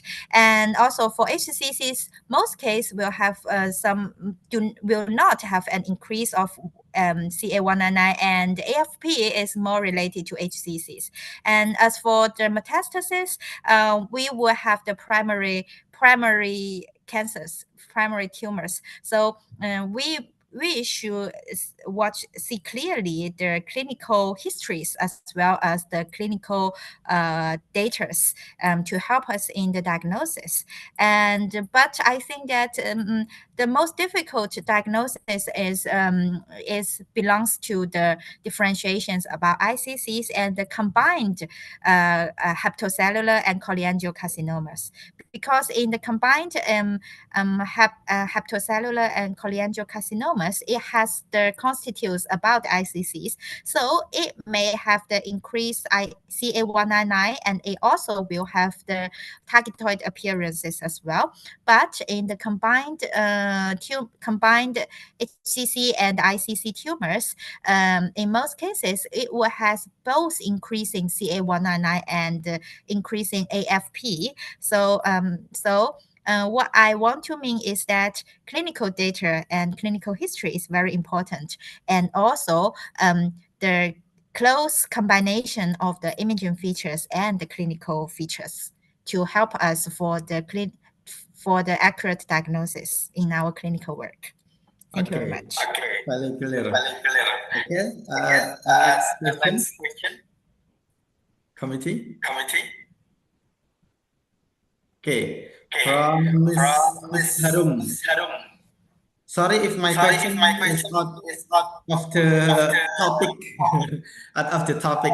AI nowadays is ubiquitous and based on the research, and AI sensitivity in diagnostic medical imaging very high, more than is curious about the care regulation. Okay, the question is, are there any guidelines that regulate the use of AI and imaging, especially in your country, about the use of AI? Please respond, Professor Zeng. Yes, thank you very much. And we think that in our country, AI is commonly used in our country. For example, in our, especially for the lung nodules, yes, and scanning, and also the bone fractures, and also the some artery reconstruction, including the coronary arteries and the whole body arteries reconstruction. We would the AI helps us a lot, and I think that first of all, AI will give us help now, but we cannot all rely on AI. AI, of course, AI will make diagnostic error, and also we human beings will make errors too. And so, in our clinical work, first of all, we will see the AI reports, and then our clinical doctors will check it and will give the final reports. So we cannot all depend on the AIs.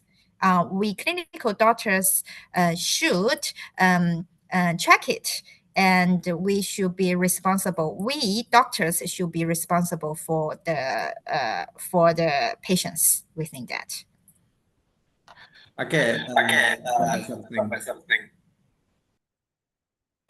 Next, the last question, or enough? Okay, I think it's enough.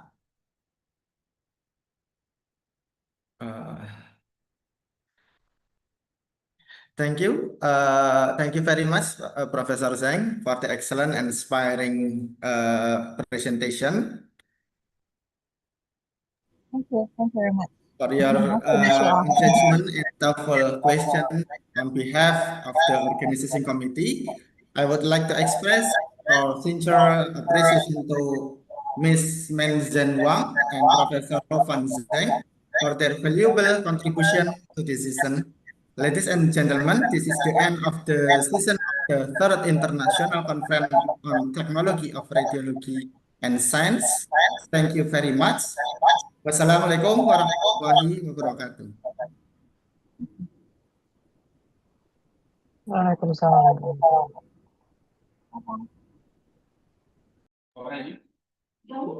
Thank you so much, Mr. Fadli and Professor Hansen, for your incredible, insightful for us today. The next agenda is deliver the certification. So we kindly invite Dr. Palima to deliver the certificate for Prof. Seng and also the best moderators today. Okay, thank you, MC Mbak Mariha Tisana. Okay, Professor, with the great respect and we present to our speaker, Professor Wolfgang Seng, medical doctor, PhD. Your presentation has beautiful wrapped up today's program. Thank you for your presentation of the material and expertise, and has enriched of our event, and we greatly appreciate your time and dedication. I hope this collaboration will continue. We are pleased to present this certificate as a symbol of our gratitude. Thank you very much, Professor. Yeah, thank you very much. Nice meeting you. And we hope that we will have more close cooperations in our later work. Thank you. Thank you, Thank you. Thank you. Professor. Bye bye. Okay. Yeah. The next moderator. Okay. Okay. We are sincerely thankful to our moderator, Mr. Fadli Velayani, for serving as the moderator for today's event.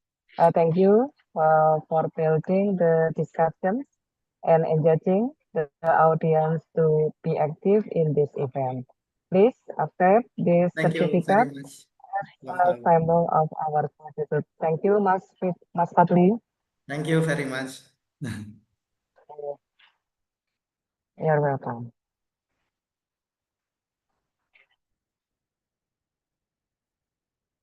Oke, Mbak Ana, Mbak MC, pamit to you. Thank you, Mr. Fadli, to conduct the second session for the discussion, and also thank you, Dr. Fatima. And the next agenda, ladies and gentlemen, as a appreciation, we will now proceed with our door prize session. 10 shopping vouchers for selected questionnaires. To appreciation for your enthusiastic participation throughout today's event, we are pleased to proceed to 10 of the most anticipated participants in this first and also the second session. This is the door prize giveaway. This is our small credit for your presence and active involvement. And who is lucky? Here and there. For the first session, we have Herpani Hersiansyah, coming from Polytechnic of Ministry of Health Semarang. Then Gulam Abiyu, Muhammad Hafid Giovanni, Fitri Liadina, and the last Hartanto. This is the lucky participant in the first session. And next, voila, this is it. Nazar Pandanaran. And then Yohanita C, Justin Dwi Prabandari, Harum from Radiology, Orthopedic. Okay, Orthopedic. And the last, the lucky participant, the fastest pretest and highest score, post-test. Naomi Luigi Fecundo. From Timor-Leste. Maybe Naomi, are you in there? Noemi Luigi, are you in there?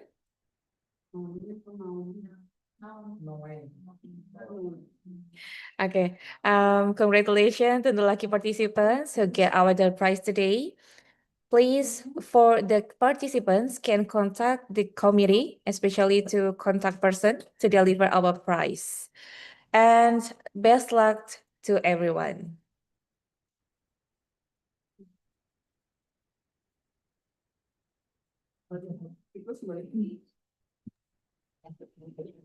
Thank you, Miss Anna, for informing us the lucky lottery today. So we are going to reach the end of the third IConTRAS 2025.